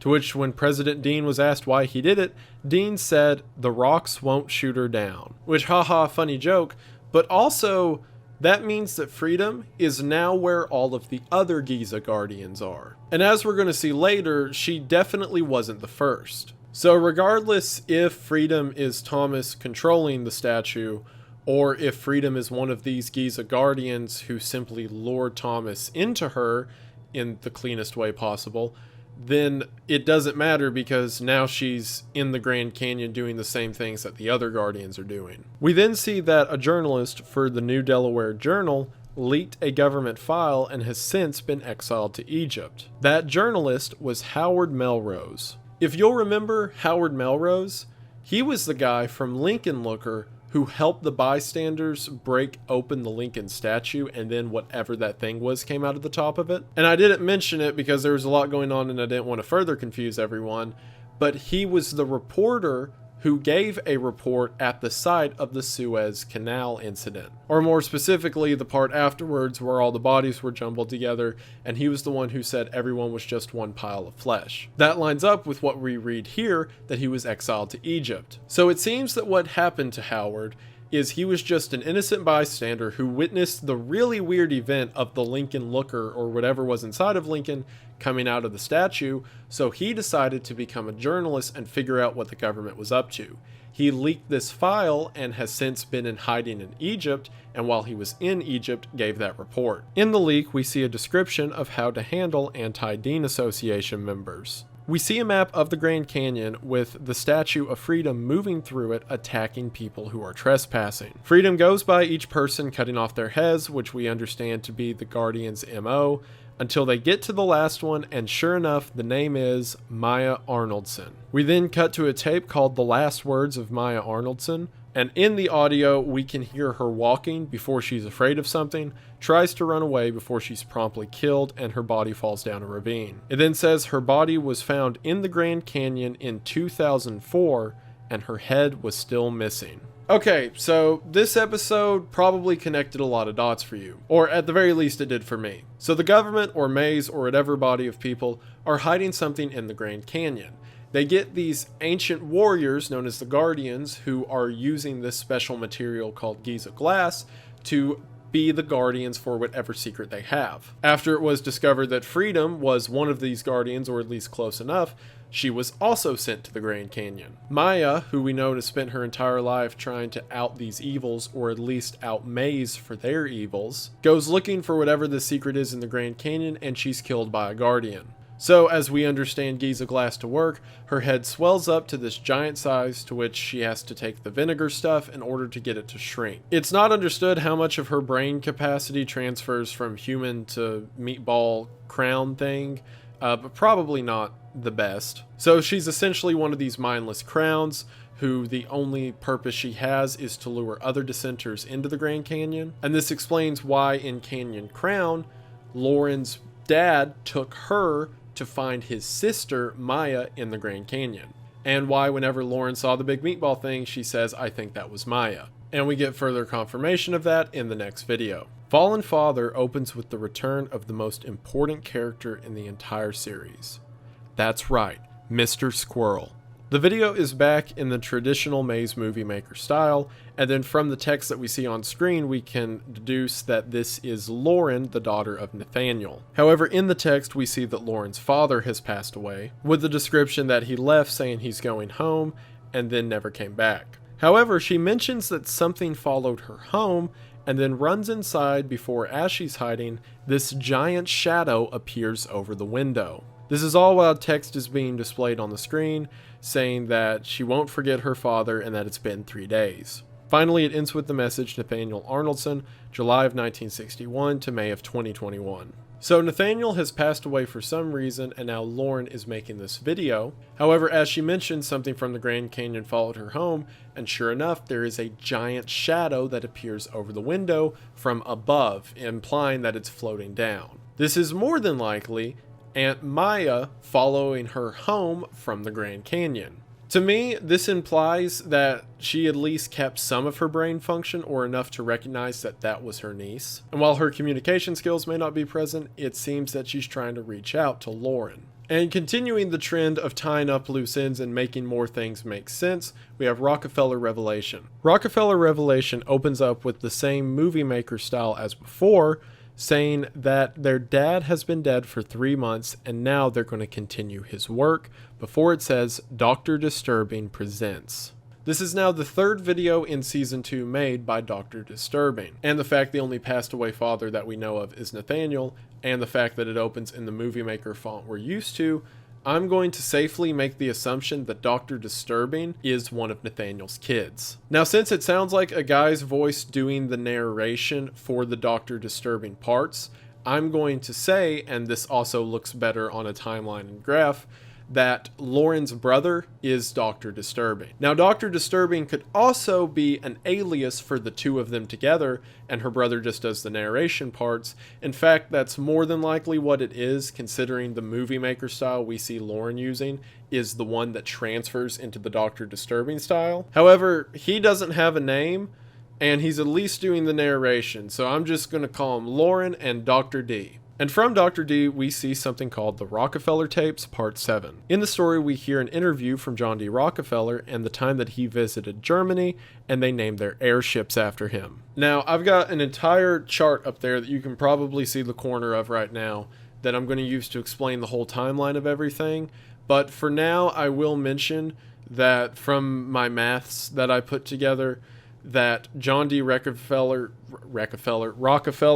was president beginning in 1909, which would have been before World War I. So it seems this description that he's giving is pre-World War I, or in other words, the ships that you're going to figure out he built right here in a second were used during the Great War. We're then given a diagram of these airships where everything looks fine at first, until we see the interior, and that pretty much the entire inside is a giant face with whatever this growth is behind it. Rockefeller explains that due to his setup of having guardians turn people into crowns within the Grand Canyon, that there was an overabundance of crowns. At the same time, America was risking going into a Great Depression, so he decided that the best thing to do was sell the crowns as slaves to Germany. Or essentially, crowns can't fight back and don't have the capacity to know what they're doing, so you can just give them to the Germans to use for their war machine. We then see a design for an anti-airship death ray, and after looking over the schematics for it, all seems well, until we see the inside of it, and there's whatever this fang tooth thing is that seems to be the power of it. Not only that, but at another part in the diagram, there is a lamp mentioned, implying that these are in some form beings of light or energy. Further in Rockefeller's interview, he explains that the American economy was dying and Germany wanted to use these crowns as weapons. So Rockefeller sold over 100 of these crowns to Germany, who then put them in their airships and named the airships Rockefellers in his honor. Germany did help the American economy. However, as Rockefeller says, by 1918, thousands of people had been killed by Rockefeller ship bombings, and Rockefeller's presidency ended before he could respond to the German attack. So Rockefeller, who we established a couple episodes ago, gathered all of the Giza glass in order to make these swords that the Guardians then used to make crowns, took those crowns and began selling them as weapons to people who eventually became enemies of the United States. It's never expressly said what the crowns do. I mean, initially I thought, giant meatball heads running through the battlefield are probably a pretty effective psychological weapon, if nothing else. However, these things are inside of blimps, and he says used to bomb people. So maybe they can release some kind of energy bomb or something similar. The first thing that comes to mind is the orbs that were seen at the beginning of Giza Guardian, not Giza Guardian, in Starry's Phoenix that come out of the plane and sort of blow up. Maybe the crowns can do that. I don't know, but they were effective as a weapon for some reason. We then see a diagram of something called Operation Pyramid Plasma, which shows several men bringing one of the aforementioned anti-airship death rays to the top of a pyramid. It then shoots down the airship, showing that whatever this death ray is, it seems to work against the crowns inside of the airship. In the final part of Rockefeller's interview, he says that the American public has now figured out that he had a hand in the Germans bombing an airship program and essentially want him dead. We then cut back to the operation, where it shows us that after this death ray was fired, the energy disintegrated the men standing near the death ray. Eventually, after wandering through the desert, all of them reform as one entity before traveling back to their homeland, aka the United States, and getting retaliation or vengeance on the person that caused this. We then see that on May 23rd of 1937, Rockefeller entered a bunker underneath the plaza and was never seen again. However, there is the note that the door was melted by a massive heat ray. And then to make it even more interesting, it says that there has only ever been 2 images of this suspect, to which the 2 images we see are the first Christmas before Rockefeller found the special tree, and the very first picture ever taken of the special tree in 1840. Okay, so that happened. So we got all the stuff about Rockefeller was selling crowns to the Germans, funded the German war machine, etc. But the cool part, at least the coolest part to me, is all these soldiers who were standing near the death ray got atomized and then reformed as one creature that somehow managed to travel all the way across the ocean and then immediately get revenge on Rockefeller. That whole never seen again thing is because that guy got blasted into, like, neutrons. That mention of the bunker door was melted open is because this amalgamation of 20 fried atom people all showed up once like Dr. Manhattan and just, like, took his door off his hinges and made him non-existent. I am referring to this creature as the Avogadro. And yes, I'm referring to it as that because of the Electric Man from Black Ops 2 Zombies. It's my channel, I can do what I want. So this Avogadro gets revenge on the person who created the crowns within the Zeppelins, and also most likely the death ray itself. Also, the two pictures that it appears in are also very interesting, because the one of the plaza is 1933 or 1934, and the one of the special tree is 1840. So this creature is not only able to travel across the oceans or possibly teleport, it's also a time traveler. And he's very upset at the people who killed him, rightfully so. And I'm going to continue referring to him as the Avogadro. So there's an electric man that has the power to melt bunker doors and turn people to ash running around. I also want to remind you, this is the same series where a living statue that skins people and George Washington are also running around, and James Dean's the president.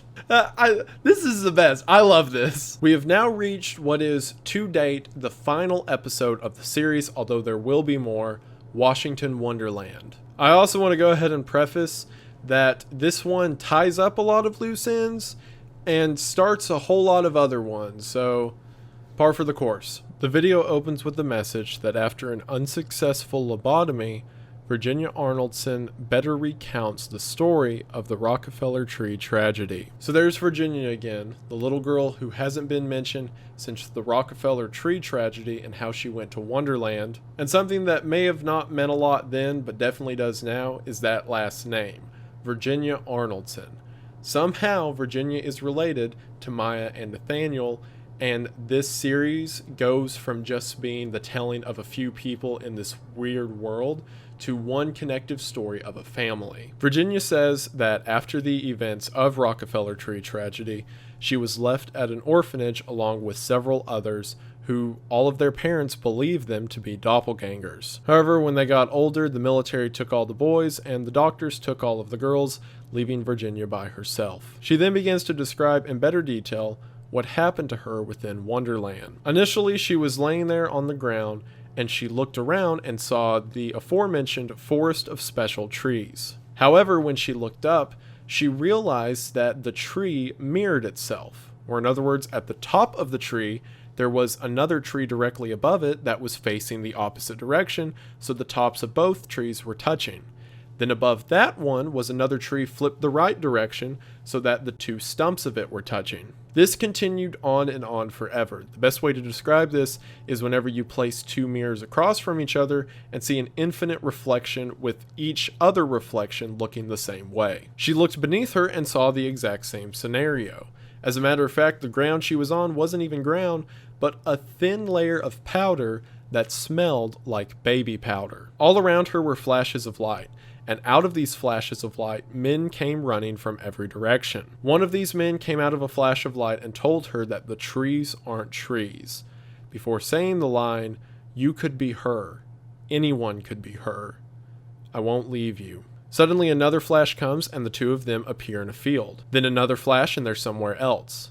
Every few seconds, another flash takes place that they can't control, and every time that they flash to somewhere, they're doing something else. Virginia describes that this went on for years and years. Initially, she was sad, then she became angry, and eventually just tired, like the man with her. She decided to name this man Everett, and Everett never left her side. It's never even said if the two of them ever had a real conversation or were just stuck in this infinite loop of flashing from place to place, but it seems Virginia just cherished having someone there. Also, during these flashes, they would switch from one of the layers to another. In other words, one flash, they could be standing at the layer Virginia began at, and then be one stage above them, then another stage above, and then back down again. Also, there were several people, referred to as climbers, who were stretched out and scorched along the side of trees. Virginia believed that if someone had tried to climb up a tree whenever they were flashed, this is what would happen to them. This went on for years until one day,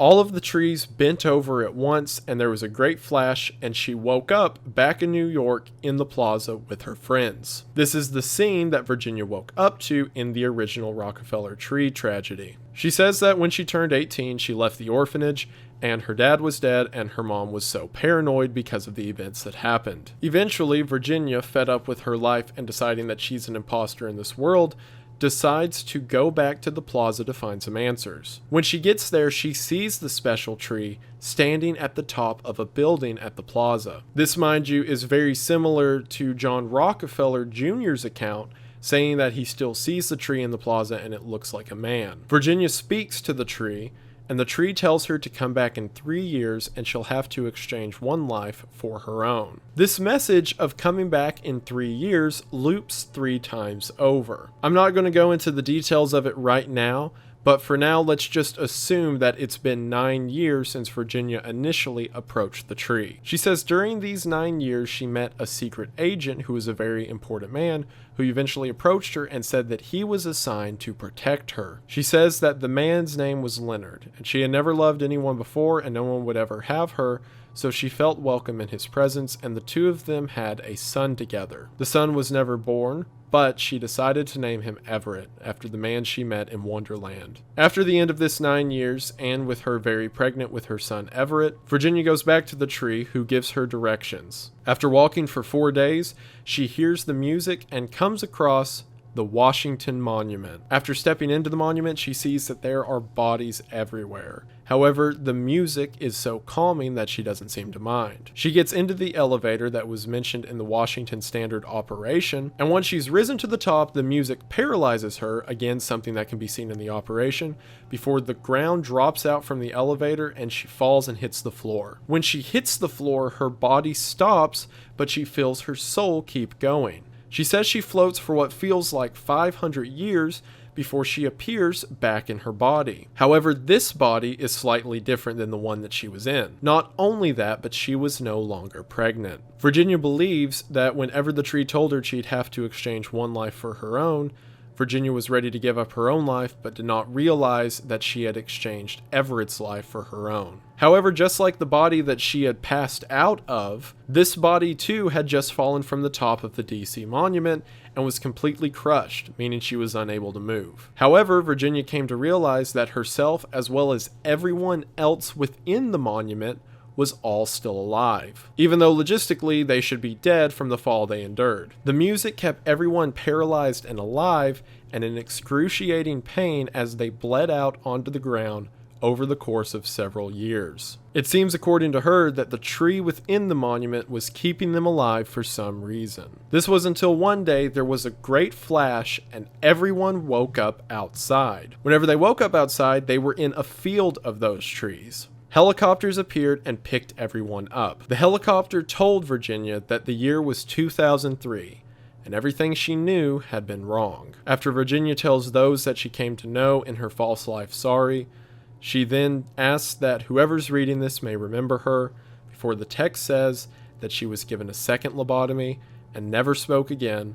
However, she drew this artwork depicting how she wanted her life to be. It finally ends with the message that Virginia Arnoldson passed away in 1980 at the age of 59. And we are then given the message her son Everett is the 20th Washington absentee. And that is the end, at the moment, of the Monument Mythos. So, to try to digest everything I just read, it seems that whenever Virginia passed into Wonderland at the tree tragedy, it wasn't the quick, oh, I was in Wonderland, then I was back in the plaza thing that it originally seemed to be.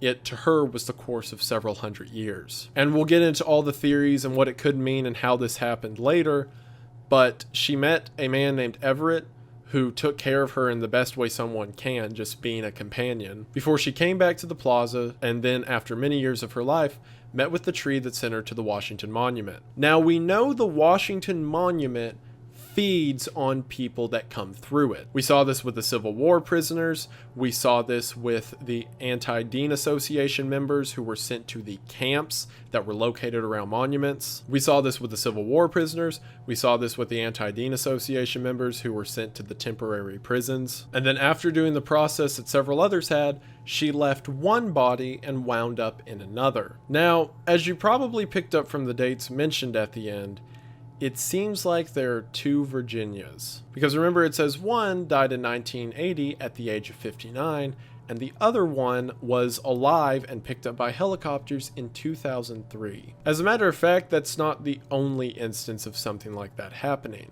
Remember how Maya Arnoldson in One World showed up in a report from 1977 that got leaked that says she was killed by Freedom? However, in the other timeline, she was making movies with her brother exposing Maze after the Maze movie maker was built in the year 2000. Also, that final line, her son Everett was the 20th Washington absentee. However, it says only 19 people were recovered. And just to make everything even more confusing and far out there, this is in the description of Washington Wonderland. Everett Arnoldson, commonly referred to as the 20th Washington absentee, is a humanoid creature that is purported to inhabit the forest of the Washington Zone. Have you ever seen Everett? What? So Virginia was pregnant with Everett whenever she took the plunge and then was transported from one body to the other. This explains why in the Washington wormhole video, it says all 19 of the absentees were recovered, specifically leaving out Everett because he was never recovered, even though he was identified in the description of that video as the 20th Washington absentee. Also, that's what I meant then by it's such a mind blow, because after I finished the series, I went back and watched Washington Wormhole, and seeing in the description and in the video that that was accounted for over a year ago blew my mind. It was fantastic. But even though Everett was never recovered, despite being identified as the 20th absentee, here in the description we see that he's a humanoid creature that roams about in the forest. And I do have a theory on why that may be. Is it a good theory? Probably not. But now with that, we have finally, I have no idea what this is going to cut down into the video. I've been talking about this for 3 hours now. This is going to be a long one, but there's still 4 sections left. It's things to pull out I didn't catch till a second watch. There is the important characters. There is a linear timeline, and then there's theories about it. And also the way that I want the rest of this to be structured. If you're interested in watching the whole thing, you should probably watch this next part next. But I've got timestamps in the description for each piece. So if you hear me talk about stuff I caught on a second watch and want to go straight to theories, you can do that if you'd like. Or you can just watch it straightforward, however you want. But now that I have finally gotten through the description of the series itself, and there was a lot, I can get into things I noticed on a second watch. For one, the first video in the series, Liberty Lurker, which feels like forever ago at this point, says that the classified blueprints from 1949 were not released until 36 years later. 1949 plus 36 equals 1985. The year that the Liberty Lurker was first seen. So more than likely, the only reason that those blueprints ever saw the light of day was because people had questions over what the Liberty Lurker was, when, you know, the giant thing started to pop out of the statue, pedestal, flesh pit, whatever. Also, looking at those designs a bit more with the knowledge we have now, more of it makes sense. So there's a line that Virginia says in Washington Wonderland whenever she's laying there on the ground wondering why the tree's keeping her alive. She says, "Does it just want our blood?" And then if you'll remember in the schematics for the pedestal of the Statue of Liberty, there is a drain and a waste storage. And combining that with stuff like Maya says in the Movie Maker video, where she says that some places haven't been fed in years, and the fact that the immigrants on Ellis Island said the smell of a slaughterhouse was very strong, I think that these sites quite literally eat blood, and people are kept in this half trance alive state to serve as blood banks. Hence Virginia and the other Washington absentees just being there for years, constantly bleeding out into the floor. And it seems like if these locations are not fed, they get upset and start to electric explode like what happened to Maze in 1980. Also, and I may be jumping the gun a little bit into the theory portion, remember at the end of Liberty Lurker how you can supposedly see like the actual Liberty Lurker thing coming out of the statue? Well, in my opinion, the top of whatever's coming out of the statue looks very similar to the climbers that are shown in Washington Wonderland, or at least the trees with the climbers on it. This is again approaching theory territory, but I think some of the things that happen in Wonderland can be seen in our world. And perhaps if someone was a climber and becomes this burnt amalgamation on a tree, they can become these giant monstrous forms in the real world. Or at the very least, if someone is a climber on a tree in Wonderland,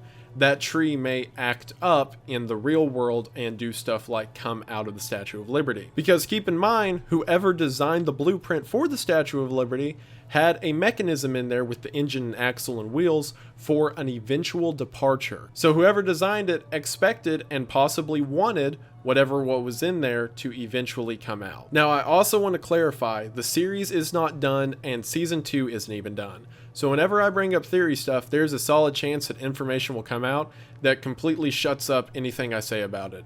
I'm kind of working with like half a jigsaw puzzle here. And that's not the discredit to Alex at all. He hasn't laid the whole puzzle out yet. That's the discredit to me wanting to do the video now rather than be patient and waiting because I'm an idiot. Lincoln Looker's still a tricky one to me, even on a second watch through, because the people in there weren't in any abject suffering, at least according to Maya. And also to clarify, the Maya that was in Lincoln is not our Maya. Remember how the whole mention of the Lincoln Looker is the president just decides who's going to be the Lincoln Looker and that's just how it is? Well, this Maya was put in there for 2 weeks and then they realized they got the wrong person. So more than likely, because this Maya had the same name of our Maya, they assumed it was her, threw her in there, and then realized that no, it's not her, and then they take her out. But for whatever reason, our Maya Arnoldson, who we know to be not the best friends of the United States government, they wanted her to be a Lincoln Looker. And because we know that there's someone in there, I'm going to imagine the thing that comes out at the end of it is probably a person's hand. And the closest thing that I can attribute this to is the Freedom Statue. Because the Freedom Statue is supposedly killing people and absorbing their souls or their essence or whatever. And then there's the line of graffiti that says the souls of Lincoln will be freed, I believe on Mount Rushmore. So maybe the Lincoln statue drains souls over time. Maybe it's somehow collecting essence like the Freedom Statue. Again, I don't know yet. It hasn't been elaborated on, so I'm just taking a shot in the dark. In Rushmore's Revenge, the graffiti about the blood of liberty will be avenged is a lot more literal. It makes a lot more sense with the analysis I said earlier. Also, that one line is specifically more weird the more I think about it, the whole "I will introduce infection." Because we see that whatever introduces the infection makes those giant spikes all over the Rushmore head, which I'll go ahead and say now looks like special trees, and I'm pretty sure that's just a bunch of special trees. So the infection is merging elements of Wonderland into our world or the real world, something that we see later can happen, because in Starry Sphinx, whenever it says that pyramids everywhere are rising up, that's a bunch of special trees happening everywhere. So the infection was just that at Rushmore. Also, and I may just be dumb and like overthinking this element and there's nothing there, but the light that is flashing at the top of Mount Rushmore is very similar to the light that is flashing on top of the Rockefeller Plaza at the end of Rockefeller Tree Tragedy. That was a mouthful. So perhaps as John Rockefeller Jr. said that the tree is alive and at the top of the plaza, that's another one of these tree people or man trees or whatever at the top of Rushmore. Also, remember how they said that the National Park Service's response to this was to pour baby powder everywhere? And Virginia also said that the thing that was separating the barriers between the different layers within Wonderland was baby powder. My theory here, and again this is edging into the theory stuff, but is that thing that everyone is calling baby powder is actually a sort of dimensional barrier. In other words, within Wonderland, the baby powder is what separates the sort of barriers between one mirrored universe to another mirrored universe. So whenever this infection comes, which turns out to be a bunch of special trees and Wonderland crashing into the real world, the only thing the government can do is throw the barrier everywhere as a means to try to keep it out. Or essentially, baby powder is an interdimensional picket fence. The only thing I really got of the Alcatraz video on second watch was the fact that radiation again made the island go kooky all at once, which with things like the Suez Canal crab, we saw is a common through line. So Air Force One Angel's really interesting. Remember how I said the infection that came everywhere was like the dimensional crossover or the special trees showing up on Rushmore and all of that? And then that happened the same day the Air Force One Angel went over. Yeah, so that's the Angel I keep umming a lot. I've been recording a while. So I'm going to say that this infection is the Angel somehow breaking the barrier between worlds and allowing Wonderland to flow into the real world. I've also got a theory for what the Angel is, but I want to save it for the theory section because it's one of the only ones I have that I'll actually put my foot down on. The others are just...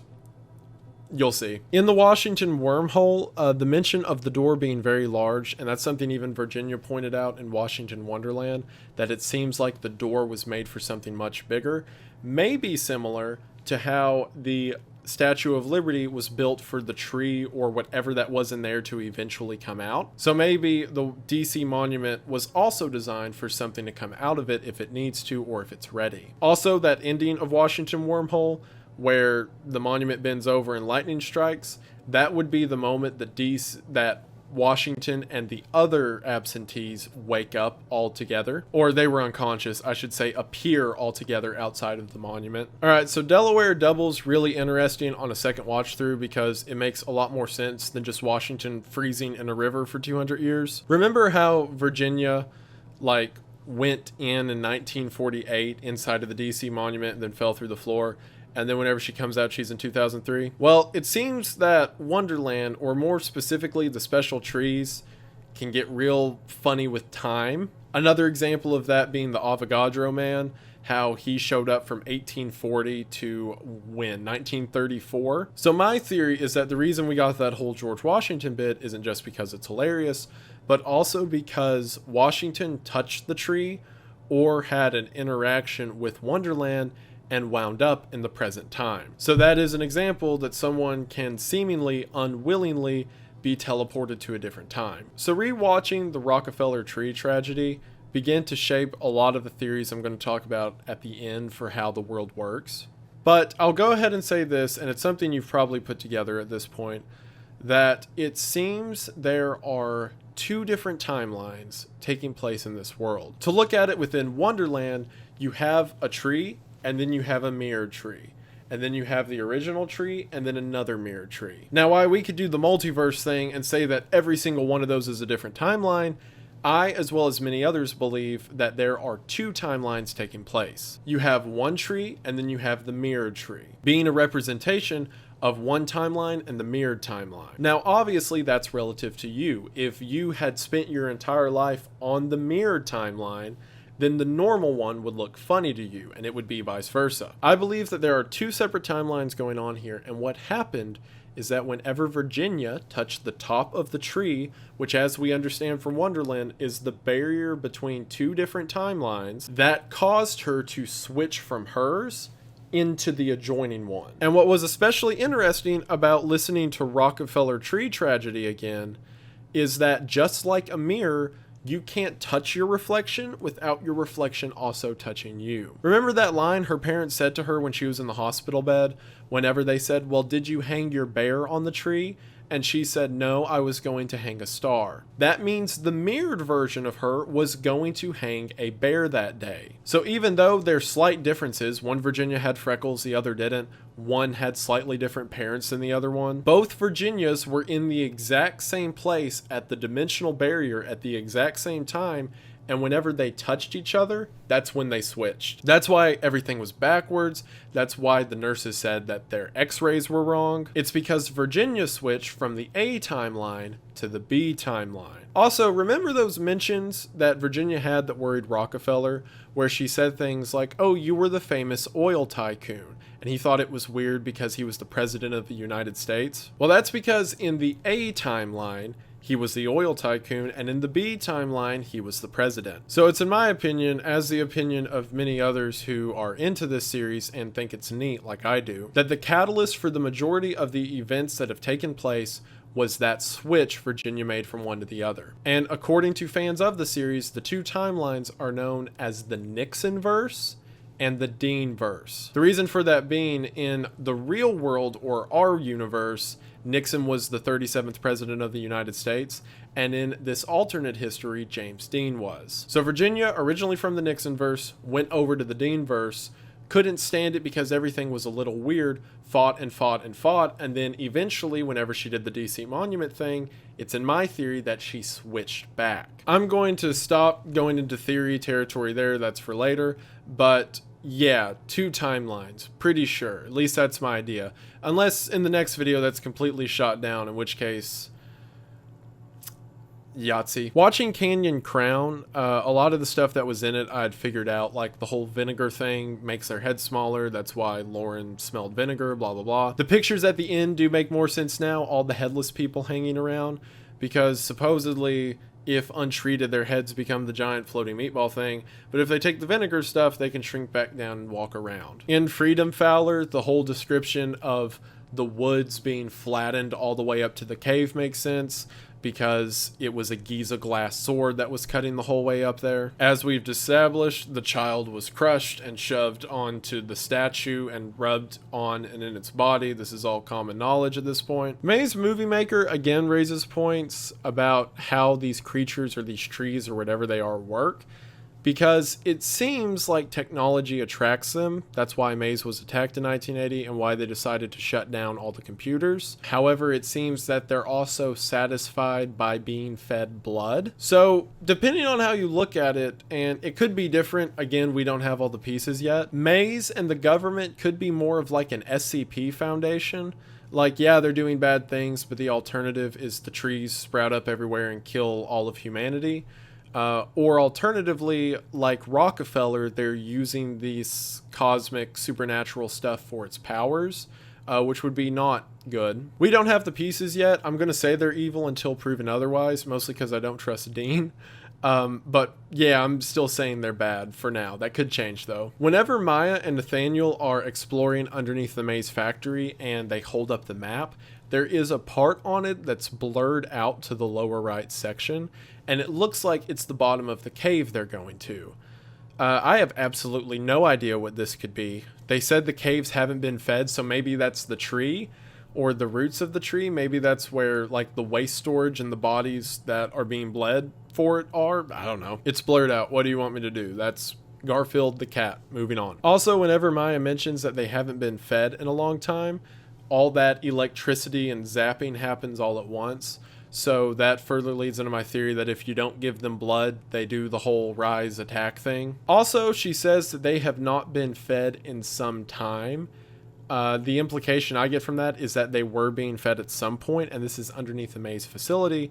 So maybe all of the, I believe, 13 maze facilities were specifically built on top of these caves or these special trees as a means of controlling and feeding them. And for whatever reason, they haven't been fed recently. Also, this is total harebrained conspiracy, but that's what I do, apparently.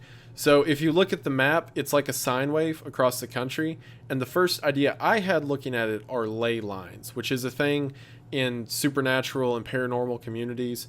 It's like these natural flow lines of magnetism where paranormal events happen because they're more paranormal hotspots. If you've watched The Conspiracy Iceberg, you know what I'm talking about. I only sound a little bit crazy. However, looking at that, it made me think of ley lines. So potentially the locations of the special trees align with paranormal hotspots, which would further confirm the theory I'm going to talk about at the end, that special trees are reality anchors. Okay, I guess if I've introduced it, I'll go ahead and talk about it now.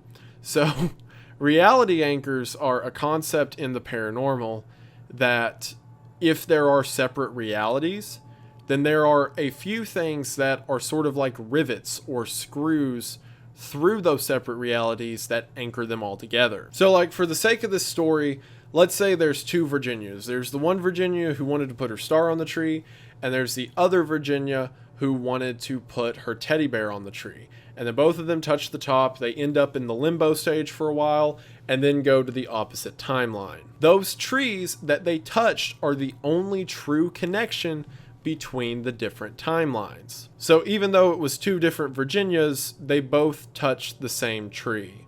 if that makes sense. Or the trees that are mirrored are the only true things in the universe and everything else happens around them. I'm getting into weird conspiracy stuff. I'm just going to move on for now. In the Suez Crab Canal, which I've got to say is probably the most bizarre episode just in everything that happens in it and how large scale it is.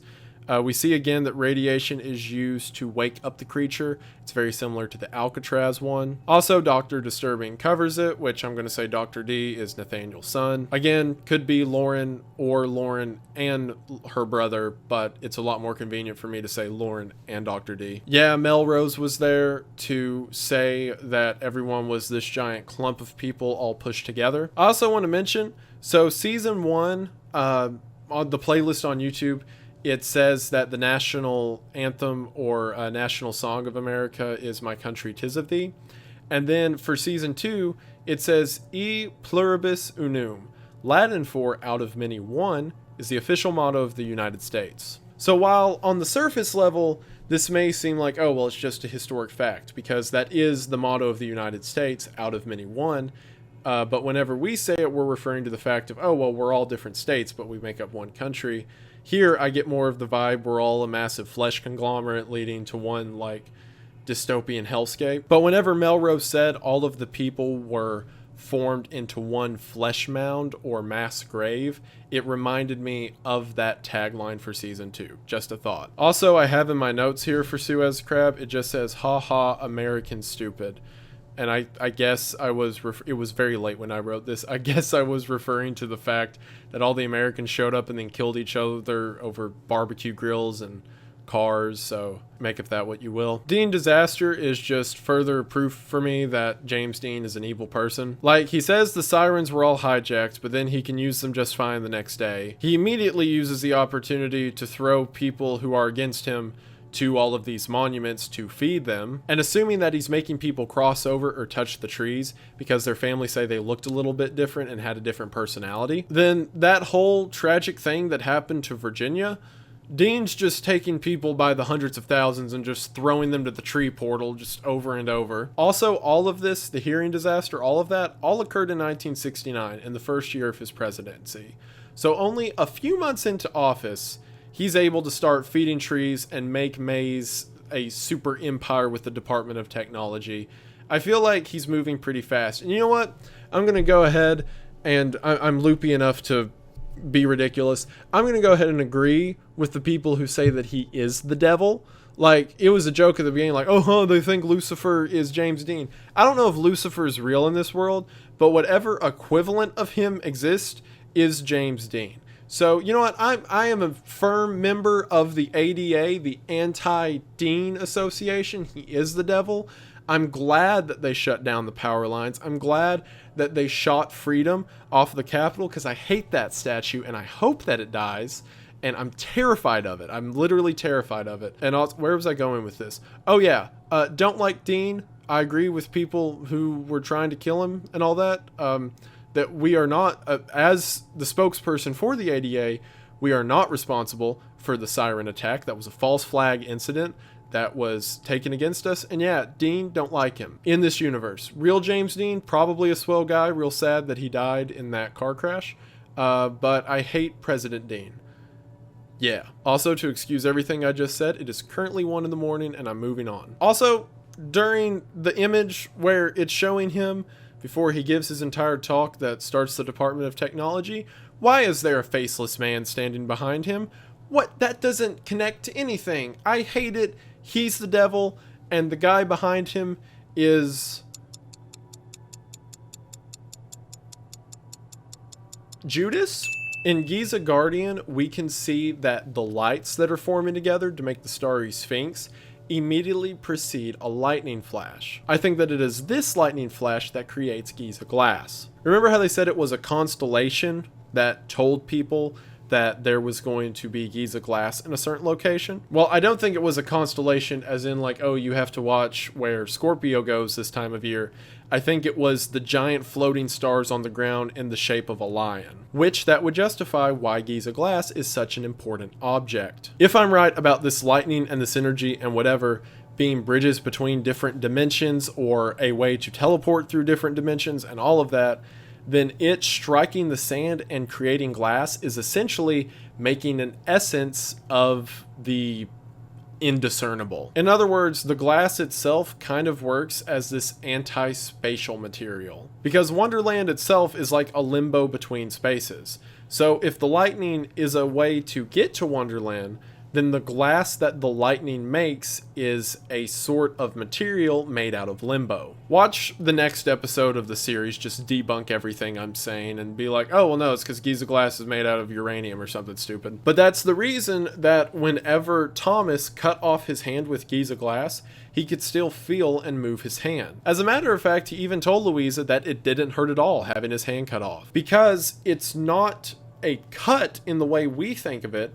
It's like limbo separating the place of your hand in the universe from the place of your arm. So it's still connected, it's just not in the same spatial area. Which explains why it's so expensive, and explains when people get their head cut off by it, their head does weird, like, floaty meatball stuff. This video was also made by Dr. Disturbing again, showing us that not only is it common enough knowledge that he can find information on it and report it, but if you look at this as Nathaniel's son doing it, his son is trying to learn everything he can about what happened to his father and his aunt. Also, everything I've said about the Giza glass implies that Thomas was in control of all of his organs and still completely alive when he put himself, and by proximity Nina, into freedom, which I guess means that they're still alive, just in pieces. That being said, in the next one, Rockefeller Revelation, whenever it's talking about the crowns, it says that Rockefeller was really afraid people would figure out about what was in the airships. And I don't know if that means they would see the crowns and know that Rockefeller sold them to Germany,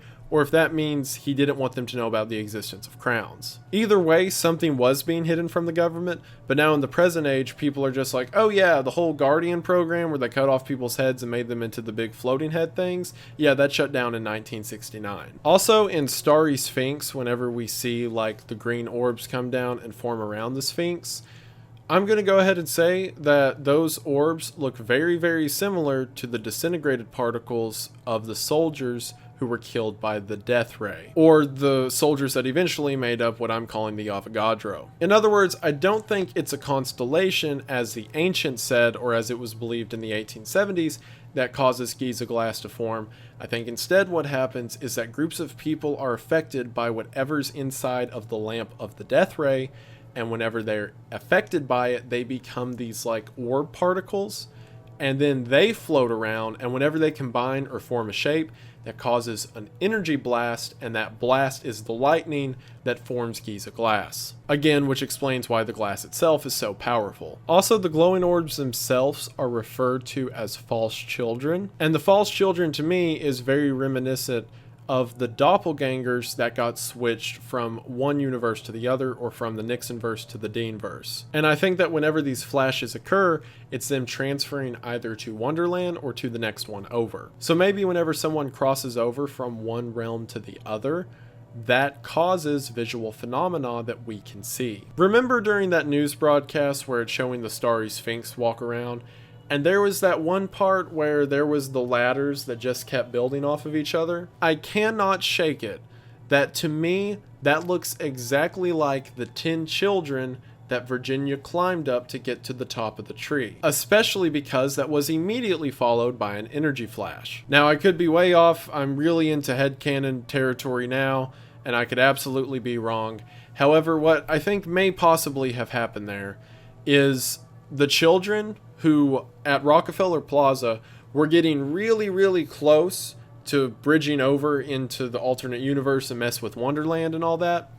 I feel like what we're seeing is sort of a mirror or looking glass through to that realm. Because immediately after this, as corresponding with the lightning strikes happening at the plaza and sending them to Wonderland, a lightning strike happens here and supposedly makes Giza glass. That's the most harebrained thing that I've mentioned so far, but every time I look at that tower going up, it looks to me like two different groups of 10 children climbing to the top of the tree. Either way, I think things that happen in Wonderland can affect things that happen in the real world. There is a line whenever it shows the Sphinx floating that the video has been affected by radiation.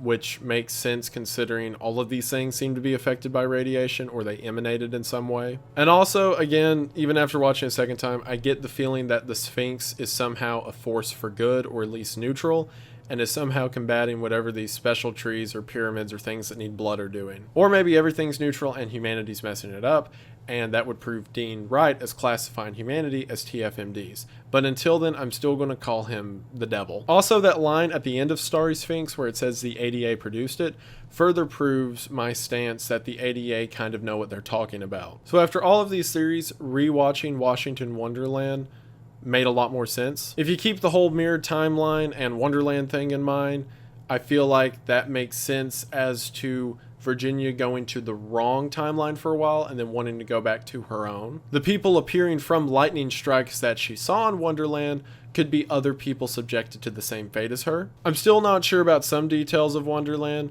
like for example there's the mention of climbers being scorched and burnt all over the trees. I still think those may have a representation in the real world, like with the Thing or the Lurker coming out of the Statue of Liberty that I mentioned earlier, but I'm not sure yet. Again, I don't have the whole puzzle and I'm trying to like awkwardly Elmer's glue them together to try to get a picture. So because of that idea, I believe that whenever Virginia fell out of the elevator and hit the ground and her soul kept going, that was her falling through to the other mirrored side and then landing in her other body. However, that other body was not pregnant, but similar to her and the version of her with the teddy bear at the Rockefeller Plaza, both of them wound up in the same location, if in different timelines, and then switched. One of those versions of Virginia, supposedly the one we've been following the entire time, came out in the 2003 bending event whenever the Washington Monument bent over and the whole lightning strike happened. And then the other one died at the age of 59 in 1980. That whole thing I mentioned when I was finishing up the opening analysis, where I said it doesn't make sense that one died in 1980 and the other was alive for an event in 2003. Well, this is how that makes sense. Now, there's still questions about her son Everett and how he existed in one timeline and not the other, and questions about Maya, but I'll talk more about those in the theory side. The last thing I want to mention of things that I realized on a second watch through is whoever Lev is, he's credited in the credits as being the voice actor of both James Dean and John D. Rockefeller. Fantastic voice actor. I could never tell they were the same person. Both parts were played so well. Lev may do other parts, come to think of it, but those two roles specifically, excellent job. If you're watching this, Lev, hats off to you. But on that note, I'm going to jump over here and we are finally going to begin to break down the timeline of the Monument Mythos. So first of all, gotta say, Purple Monster, not the biggest fan. I mean, it's okay. It's probably going to warm up on me. I think I'm more of a Pink Monster girl still, like the fruit punch that Kayla put me on, whatever that stuff's called. Between pink and purple, I like that one the most. The original Monster is probably still my favorite, but pink over purple, but I'm still going to finish this. So, also, do you all like this? This took an unreasonably long amount of time to do, but it's all color-coded and everything, and I just thought it looked neat. So this is a timeline of everything that happened in the series. I'm not going to try to make it both timelines, the Dean verse and the Nixon verse yet, because I don't want to hate myself that much. But this is every event that can be given a specific time within the series, within the relevant timeline. Like, if we want to get technical, they mentioned Giza glass had been found for thousands of years, but this is just like relevant stuff that happens in the story. So to tell you about the color codings, green is stuff that we know for a fact it's a date. Like in the story, they say on this day, in this year, this event happened. Like, no question about it, that's what green is. Blue is stuff that I did like a little bit of math or reasoning to figure out, but it's not far-fetched at all. Like, for example, I said Virginia was born in 1921. That's because it says she was 59 when she died in 1980. So it stands to reason she was born in 1921. The orange ones are ones that are just too big to put in like the small amount of whiteboard space that I have. So I just like, it's like an asterisk and then it's explained through here. This is like that zoomed up or whatever. And then the one red one is one that I'm so unsure about. that even looking at it right now, I think it's probably wrong, but I'll explain that when we get to it. I also want to say that in the description of the video is going to be a version pretty similar to this that was expertly mapped out. A Discord user by the name of Lucid, who's been active in the Monument Mythos community a lot longer than I have, was kind enough to put together their entire telling of all this, along with like a paragraph description for each one. So if you look at this and you can't really tell what it says, or you think it's confusing, go to the Google Doc that I linked by Lucid in the description. They did a fantastic job, and I'm sure you'll find it somewhere in there. There are a few discrepancies between our two charts. Just looking at them, I think there were 3 different times that we disagreed on a date or whatever, but I did this by myself, and Lucid did it as being a member of the community with likely input from the rest of the community. So if there's a discrepancy between the two of us, just assume that Lucid is right, because like the amount of caffeine that put this together in the past 2 days should be illegal. So without further ado, let's explain the timeline so far of the Monument Mythos. In 1840, the first photograph of the special tree was taken, and then in 1848, the DC monument around that special tree was beginning to be built. In 1858, 10 years later, Thomas Crawford was commissioned to build the Freedom Fowler, and then between April 5th and April 29th of that same year, the events of Nina's Diary took place. Or in other words, the Freedom Fowler grabbing her, running up the mountain, everything on the boat, and all of that. Shortly after that, in the United States, between 1861 and 1865, the Civil War took place. The reason that's relevant is it's the first time that we have a record of people being fed to these monument creatures. On from that, in 1880, Petrie finds the Giza glass in Egypt, which was the start of a series of unfortunate events. And then in 1888, the DC monument, which was beginning to be built over here, is finished. In 1889, the interview was conducted with the designer of the Statue of Liberty. And then 2 years after that is when Petrie's lot finally makes its way to England. At this point, the DC monument was finished. So in 1910, the DC monument begins to take in visitors. We see that from the brochure. And then in 1918, Germany attacks the United States and Europe with crowns. Now, I don't know for a fact this was 1918 itself. The wording Rockefeller uses is by 1918 Germany had done it. But because we don't have any other year, and because Rockefeller said it was too close to the end of his presidency for him to do anything, I'm going to say it was like 1917, 1918. It doesn't matter that much, but it's pretty close. Speaking of Rockefeller, his presidency had to take place from 1909 to 1917. The reason for that being, he mentions that he served 2 terms.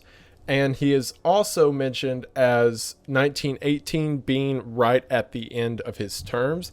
And the only elections that could have filled that entire gap was if he won the 1908 election and was president from 09 to 17. Now, obviously, if his terms were split up, then it would be different, but that would be really lame for a timeline, so I'm just going to say it was those years. And then shortly after that, in 1921, Virginia is born. And then in 1934, the Rockefeller tree tragedy takes place, which according to the theory I mentioned earlier, is the first time, at least in this story, that a timeline swap occurred. That would also mean that Virginia was 13 years old at the time of the tragedy. Only 3 years later, Rockefeller writes of the tree tragedy, as well as the Rockefeller revelations, and then on May 23rd of 1937, he goes into his bunker and is subsequently killed by the Avogadro. In 1939, Virginia leaves the orphanage that she was in. The reason that I guesstimate that is because she said that she was 18 whenever she left, and given the math I did earlier, to figure out she was born in 1921, she'd be 18 in 1939. Now, here's the fishy one, and the one that, looking at it now, I'm probably wrong about, but I'm going to leave for aesthetic reasons. So, whenever she goes to the tree, she asks the tree to send her home, and the tree says, "Come back in 3 years." However, that section of the video loops 3 times in a row. So, a lot of people have taken that to mean that she went in 1939 whenever she left the orphanage. Tree said, "Come back in 3 years," came back in 42. Tree said 3 years, came back in 45. Tree said 3 years, came back in 1948. Now, The reason that I put it here originally is 1942, as whenever she goes to the DC monument and then falls through the floor and switches back to her correct body. The reason I had that is because... Well, I'm totally blanking. I've spoken too much. Oh, because I thought her perception of time was just messed up, and the looping part was just to show like 3 years, 3 loops. But as you'll see if you read the Google Doc, and what I kind of agree with now, is that she came on 3 separate occasions, and every time it kept telling her to come back later. So the time that she actually would have went is 1948. And that makes a lot more sense for things like Leonard to find her and fall in love with her, and for them to be pregnant with Everett and all of that. So while I think that happened in 1948, and that's going to matter for reasons of children, we're going to talk about in a little bit whenever I get into the theory side. I'm also going to leave it here as 1942 because it could also be 1942, one of those 2 years. Anyway, after that, in 1945, a special tree was cut down. Now, we have no idea what this means. However, Leonard, and I believe it was Starry Sphinx, mentions that you couldn't cut down a tree in the old days, not until 1945. We have no idea what that entails or what happened, but we just know that in 45, a tree was cut down. Also, and I just thought of this while talking about it, if my whole theory about trees being reality anchors is true, cutting down a reality anchor is probably a really bad thing you shouldn't do.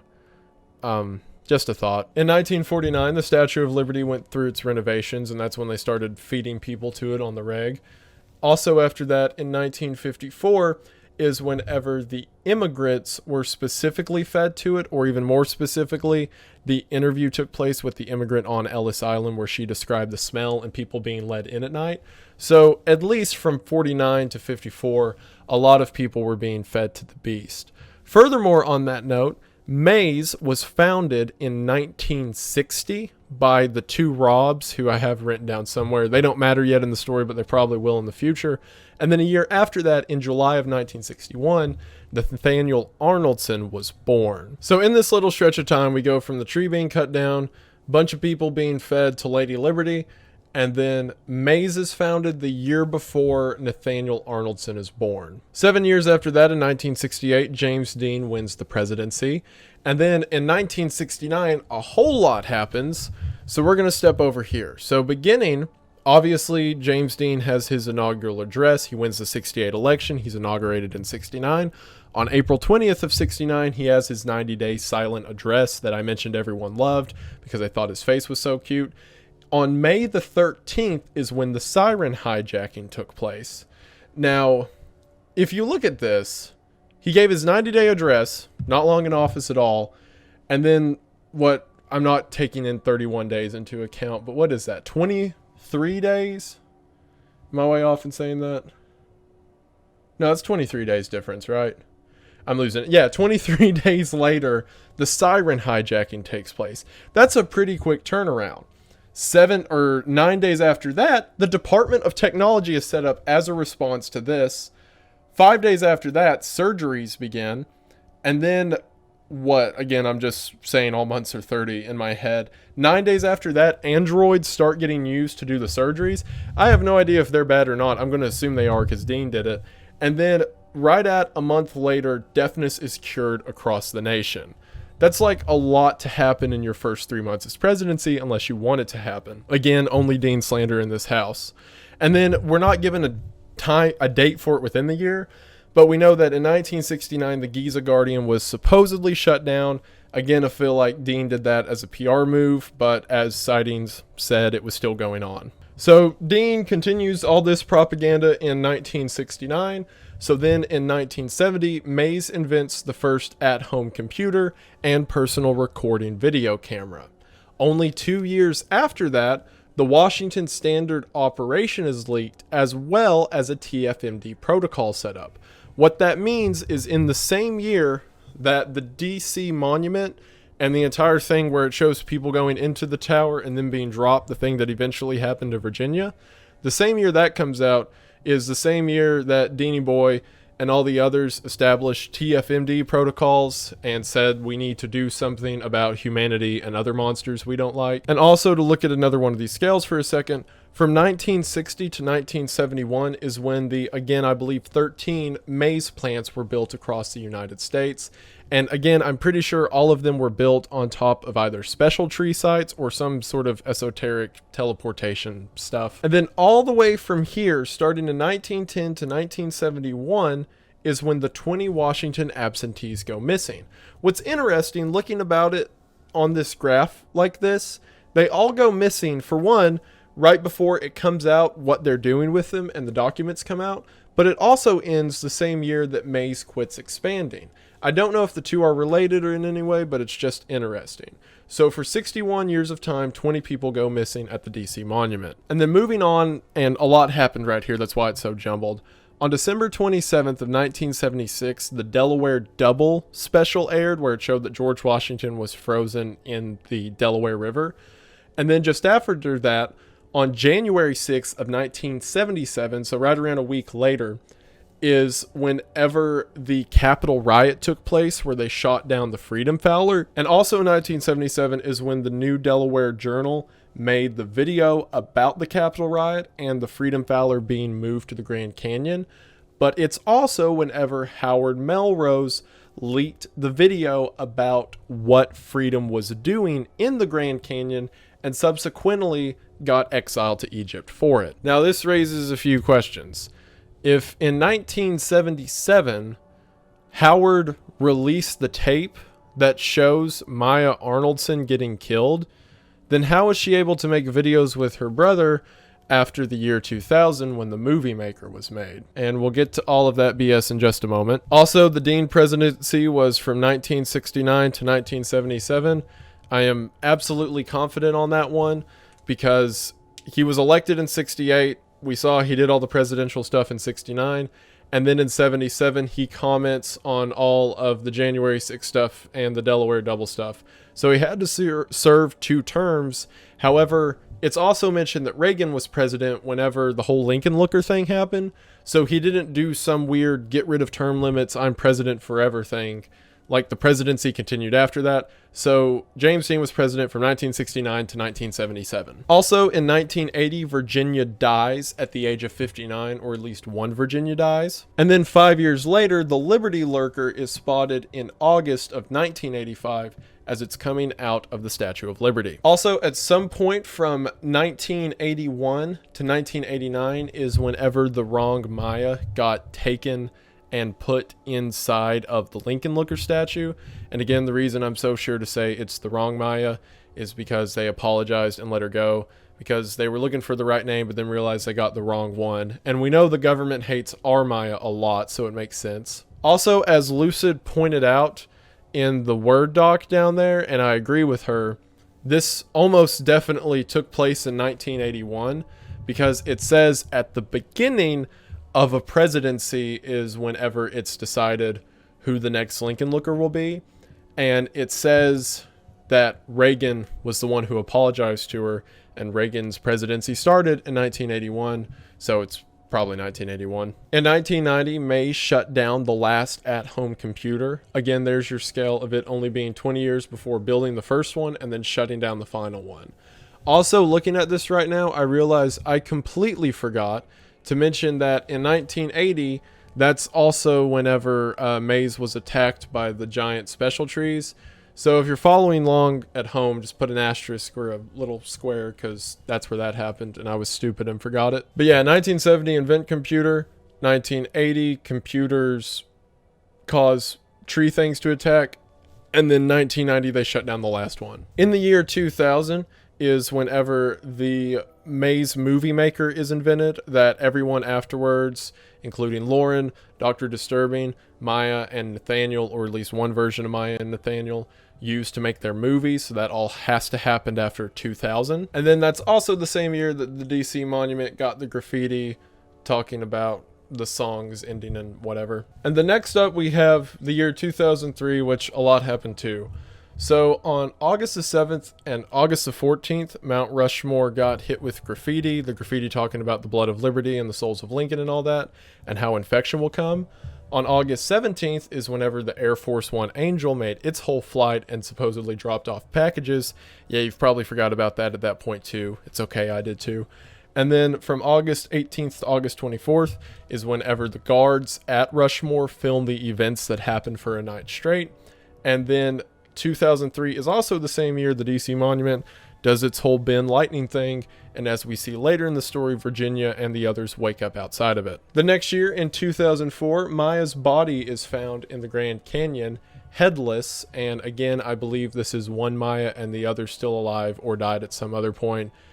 It's all wibbly wobbly right now. Also, from the time span of 1950 to 2000 is when Alcatraz was supposed to make its movement from the island that, well, I guess from itself where it's setting on the island to the mainland around 2000s when it was supposed to hit the mainland. You've probably forgot about all of that by now. It's okay, I did too. And then finally, we have the most recent events in 2021, which is also a pretty big year. So on March the 23rd, that's whenever the Ever Given had its wreck. On April the 6th is when Madam President Chief Clinton said nuke the whole thing.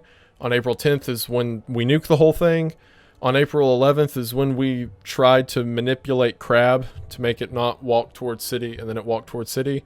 April 16th, the Cairo Tower crowded. On April 17th is the day after the whole wreck happened and the crowd, everyone died.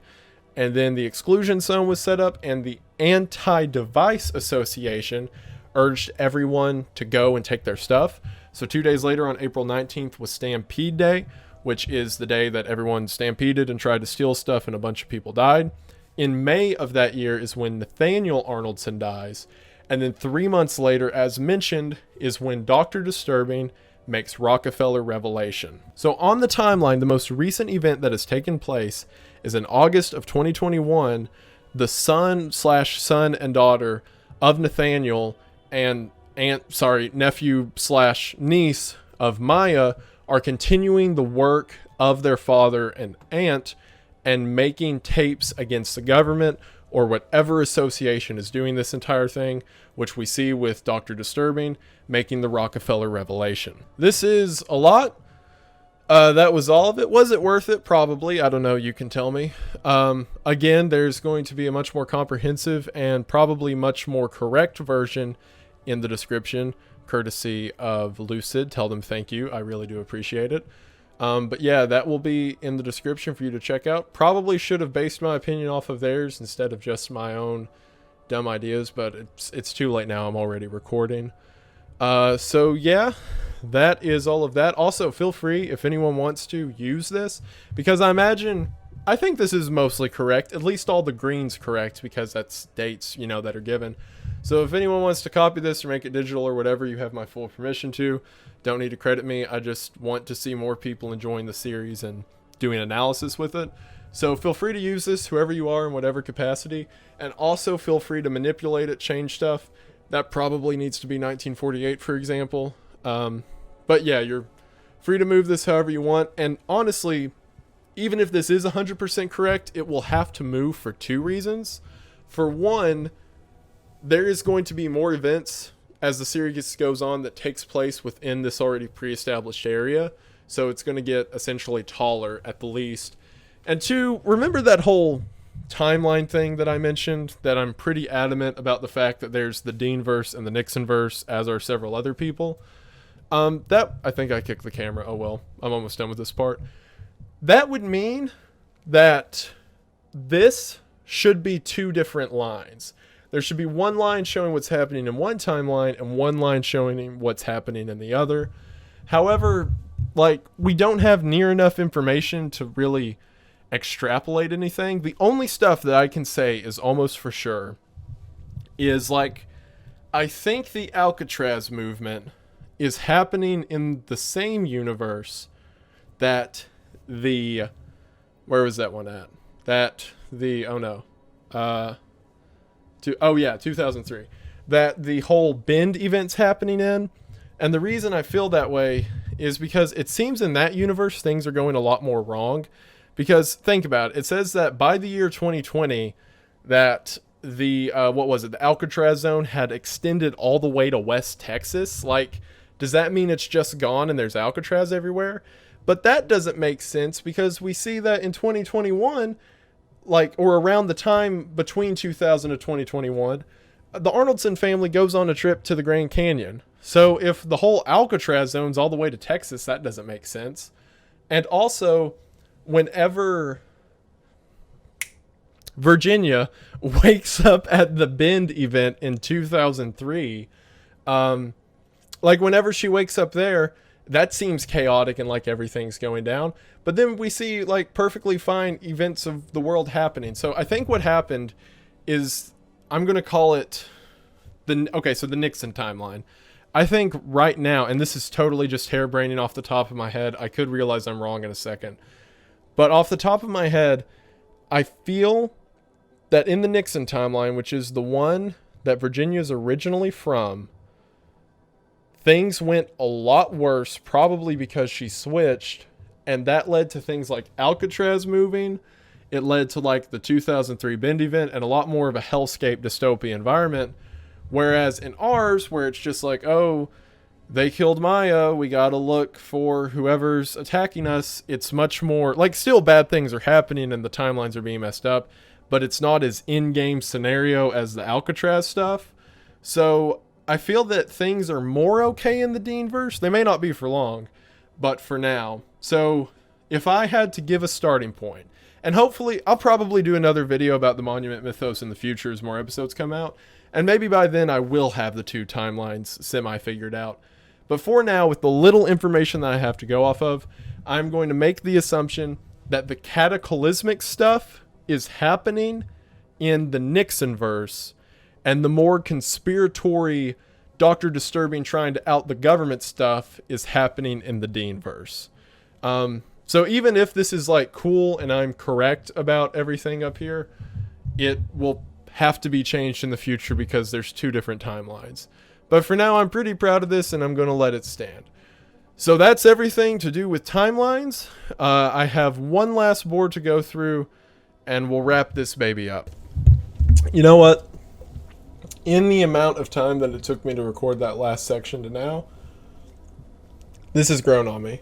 Alright, so as a final wrap up to get us all on the same page, I wanted to cover the important characters in the story. We went through a timeline to kind of establish where everything was in relation to each other, so now I want to look at the people involved. Primarily, and as something I found with a lot of the more interesting or better online horror series, the entire thing is centered around a family, and that, in this case, is the Arnoldson family. If my theory's true, and Virginia Arnoldson led to the majority of the turmoil that has taken place over the years, then not only her actions, but the actions of Maya and Nathaniel, and then Nathaniel's children, are the core of every single different plot development that we've come across. And more than that, it's quite possible that the Arnoldson family after Virginia became a series of investigators trying to take down the very people that covered up or quite possibly caused the death of Virginia in the first place, even if they don't know it. There's an interesting line that Rockefeller said during the tree tragedy video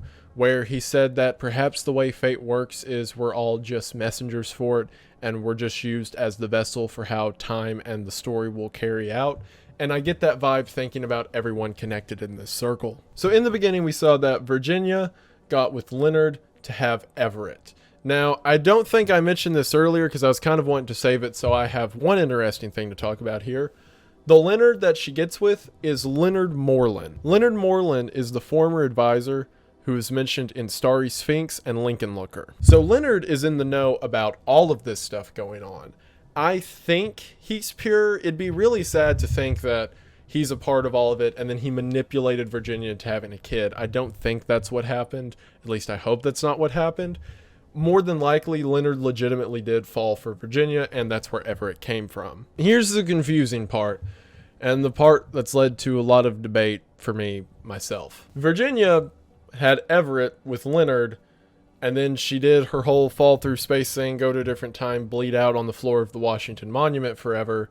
That's a really weird sentence out of context. However, somehow, it still led to Maya and Nathaniel. Now, there are a bunch of theories that go into this, and I guess while I'm at it, I might as well mention them now. One being the idea that there's two Everetts.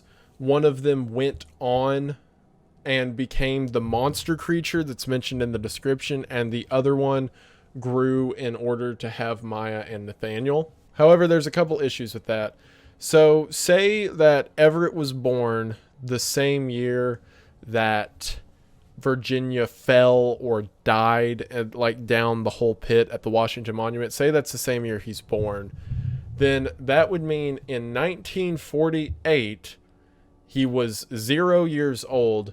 And then Nathaniel was born in 1961, which would mean he was Nathaniel was born when Everett was 13. That doesn't make a lot of sense. Or at least it's a really weird detail. I don't think that's where the story is going. Also, remember the tape that was leaked by Howard that said Freedom killed Maya was in 1977.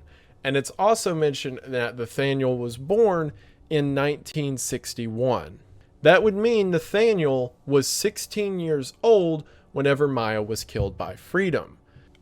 So, like I said, according to that theory that Everett is the father of Maya and Nathaniel was only 16 years old when Maya died, well, if Maya was out on her own exploring and traveling the Grand Canyon, she was probably older than him, which would mean Everett was like 9 or 10 when he had her, which, no, that's not what it's meaning at all. The other theory is that Everett is Maya, and pretty much like Virginia just thought she was pregnant with a baby boy, but she was wrong and it was actually a girl, which was, fairly common in the 40s. So maybe Everett, or AKA Maya, according to this theory, was born in 1948, and then rather than Nathaniel being a biological brother, was sort of adopted or grew up with Maya. That would also kind of make sense. However, that's us assuming that one character is not actually siblings, even though the story says they are, so it's getting a little bit gamey. The most likely theory, and the one that I'm sticking to now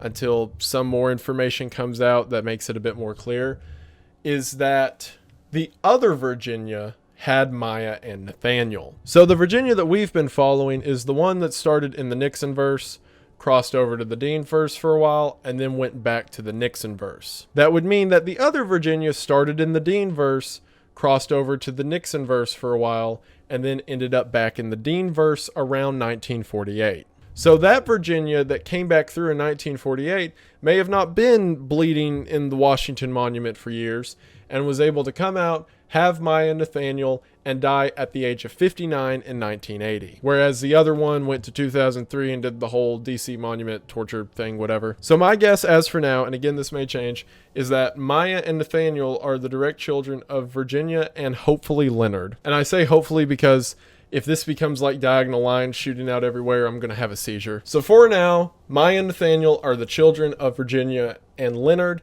Everett is the child of Virginia in the other timeline. And then Everett is a humanoid creature. I imagine, an unborn baby passing through like the laws of time and dimensions itself probably does a number on a developing fetus. Maya in the current day is a crown because remember, or at least one of the Mayas is. See, that's what's confusing about saying all this. There's two Mayas. There's maybe there's only one Maya because only one Virginia had her. So, okay, I'm not going to get into all of it right now. We know that Maya is a crown, or at least one of the Mayas is, because she was decapitated by the Freedom Fowler. We also know that one of these children, or both, is Dr. Disturbing. I'm going to assume the son. So Nathaniel had Lauren and Dr. Disturbing. So grandma, grandpa, dad, aunt, and then me and my siblings. I like Dr. Disturbing. He's my favorite. He feels like he would choose some edgy name online like Wendigoon and make videos about conspiracy theories. I like him. So we're now on to the other important characters in the series. Number one being James Dean, who, yes, I fully believe is evil. For one, I believe he maintained siren control, considering the day after the siren attack, he was able to just use them no problem. And that siren attack justified throwing ADA people who didn't like him to these giant monuments to essentially feed them to these creatures and then swap them with their mirrored versions. He's way too loved by everyone. Nixon saying you'd make a better president than I do, and everyone like swooning over him because his mic goes out during a press conference. I hate it. Like I said, Anti-Device may have a point. I've already established why the Anti-Dean Association has a point. I think the Anti-Device Association also has a point, because if technology attracts these tree things, then maybe don't use technology. He greatly accelerated Maze by creating the Department of Technology and giving them all of the assets they could ever need. And as we know, Maze had the giant tunnels and the places that hadn't been fed underneath their factories, so I don't trust them, and I don't trust Dean trusting them. And also, this is a point I didn't bring up until now. Remember how the siren attack happened and it was so effective? Because the news had said, tune in tomorrow night for a huge announcement, and everyone thought it'd be President Dean, and then it was the terrorist attack. We never got any confirmation of what was supposed to be taking place. As a matter of fact, it seems like the news was gearing everyone to be watching their TVs when this random terrorist attack took place, and we never figured out what was supposed to air in that spot. It's almost like it was a collusion between the media and the presidency to make this siren attack as effective as possible, which later not only justified feeding people to monuments, but making Maze more powerful through the hearing implants. So yeah, James Dean, do not like him. On to the other president, who's not a nice dude, John D. Rockefeller.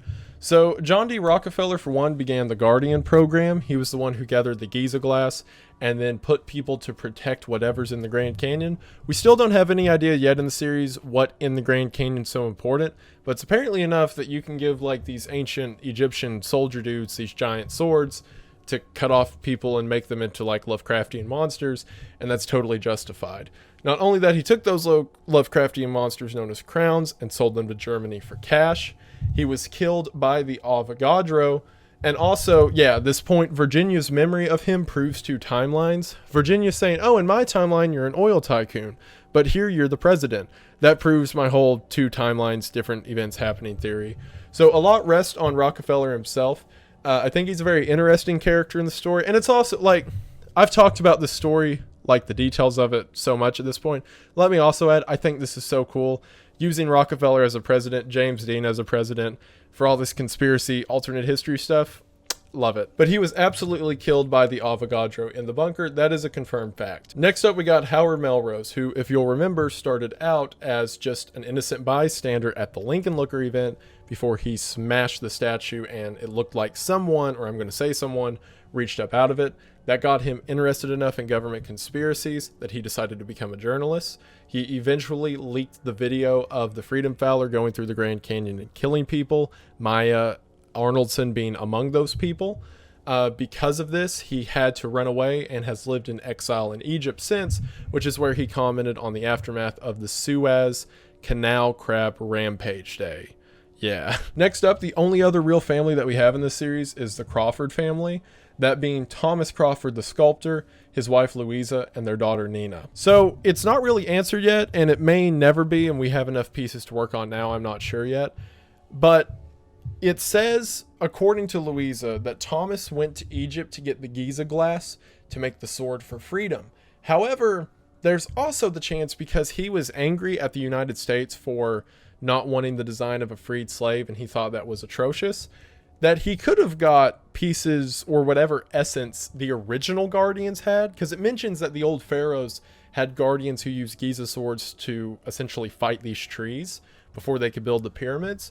So maybe he didn't just get Giza glass, he got whatever that stuff was to build a modern day Guardian, and that's where freedom came from. Either way, Thomas was lured by the Giza glass or freedom or whatever supernatural entity was taking place.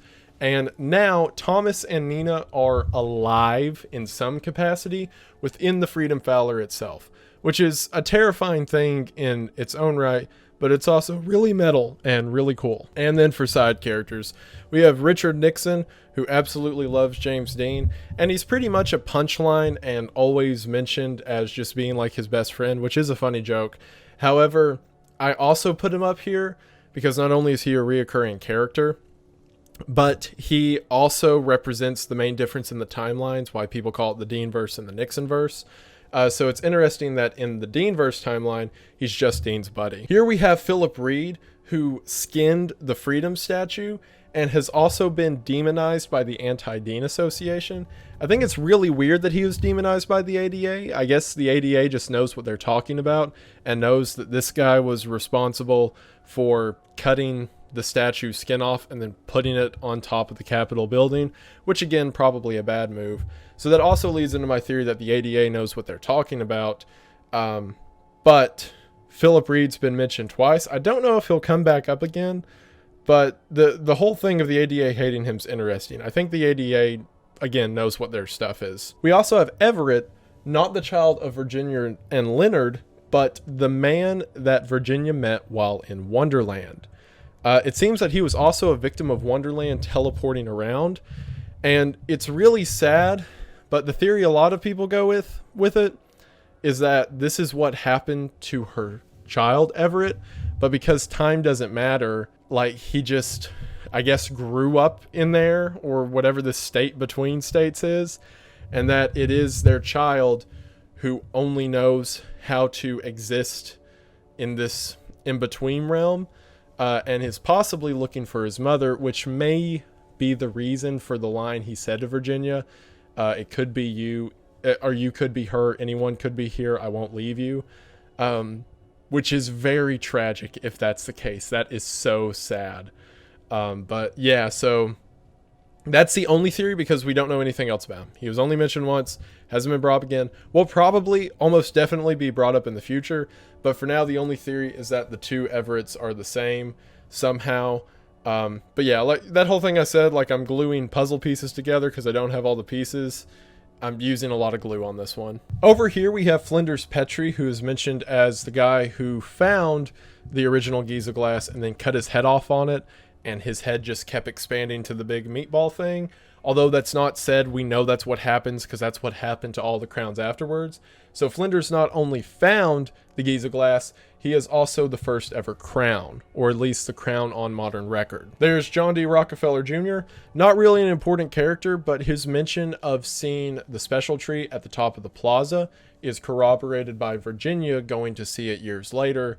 So his account of it makes her not entirely crazy. We have Maya Arnoldson, the wrong one. I think I've proved my point up until here about why that Maya is not our Maya, because the government was like, oh no, you're fine, and then just let her go home, and that's the last we heard of her. But it also proves, if you'll remember, in 1977, the thing came out that said freedom killed Maya, and then for whatever reason in 1981, they're still trying to lock her up.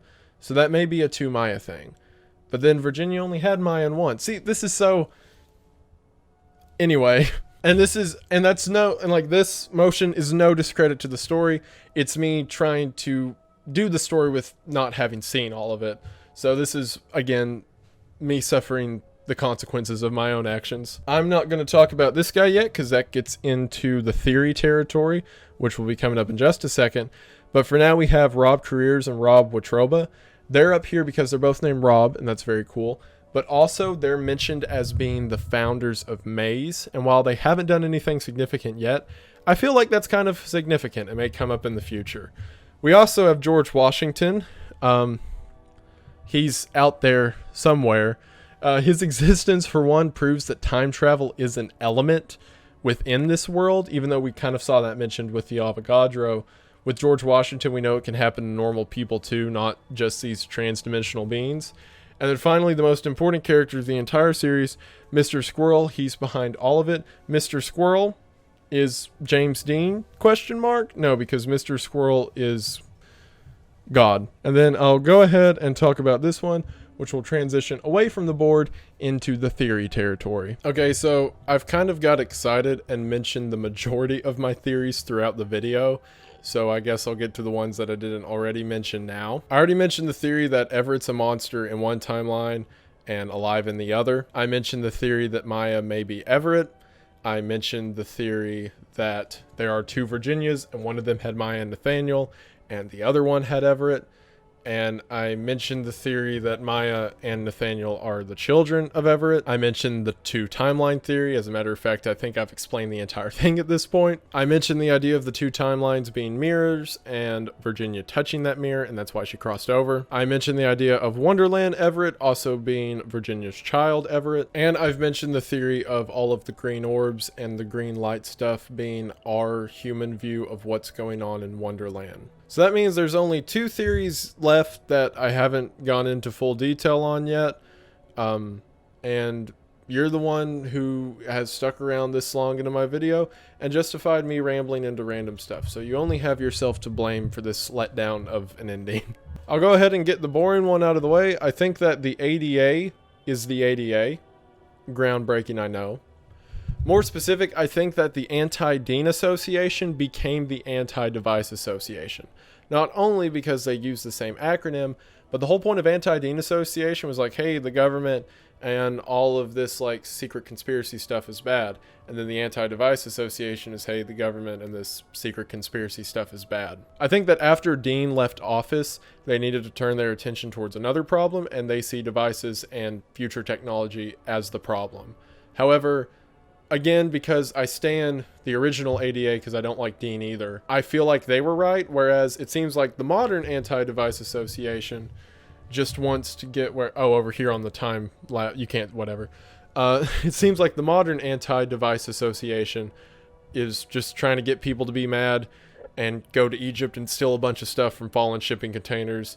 And they've kind of lost their purpose, which is like nailing this guy to a cross. So to get to the really only interesting like character theory I have at this point, which you probably put together if you looked at the board, I think that the Avogadro and the Air Force One Angel are the same thing. The primary reason for this, a lot of people believe. So if you remember, whenever the Avogadro broke into Rockefeller's bunker to kill him, it said that he melted or something melted the bunker doors with like a superheat ray.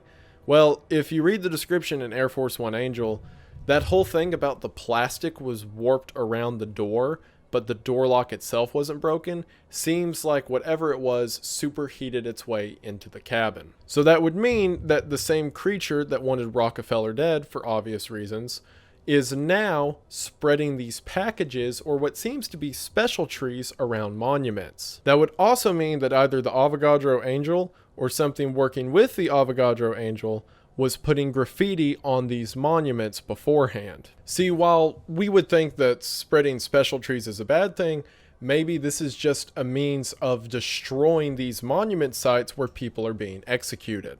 And the disease isn't like a terror attack against people, it's just a way to get Maze or whatever entities behind this to stop. That would have to mean that the Avogadro is in league with Maya and Nathaniel in some regard, because we see Maya and Nathaniel make the graffiti at the Maze plant, and we also see that whoever made the graffiti said at Rushmore that I will spread the disease, and then it's supposedly the Avogadro who did that. But assuming the Avogadro is like a capable thinking being, which it probably is, and considering it killed Rockefeller because they took his life from him, or he took his life from them because it happened to a bunch of people at once, I could see, especially being a time traveler, considering the Avogadro went back to 1840, so it could also go future into the modern age, I could see him going through time and just messing with Maze and these establishments as much as possible. And also, whenever the Avogadro was broken into pieces before it came together as one,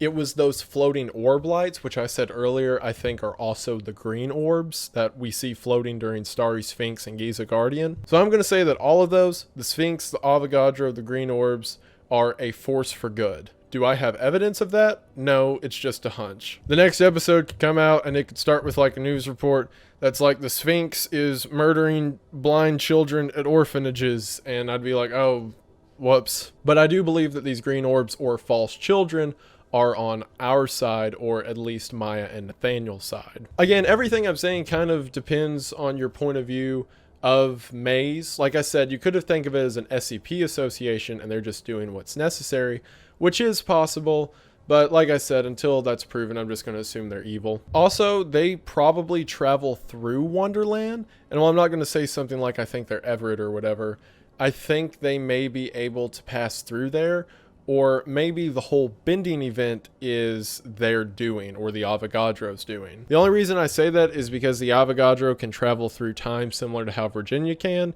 and due to stuff like the super heat ray arm, like Iron Man powers it has, it's probably a capable being when it comes to like phenomena or supernatural phenomena. So maybe it can manipulate Wonderland in some way.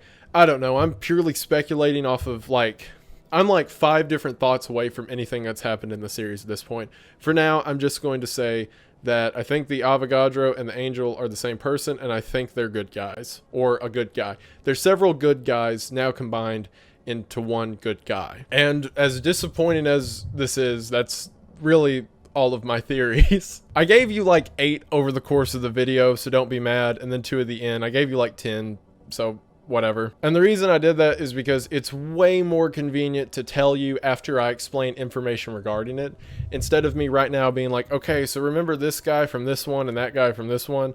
Like, it's easier if I just explain them to you naturally as they come up and only have a couple to do at the end.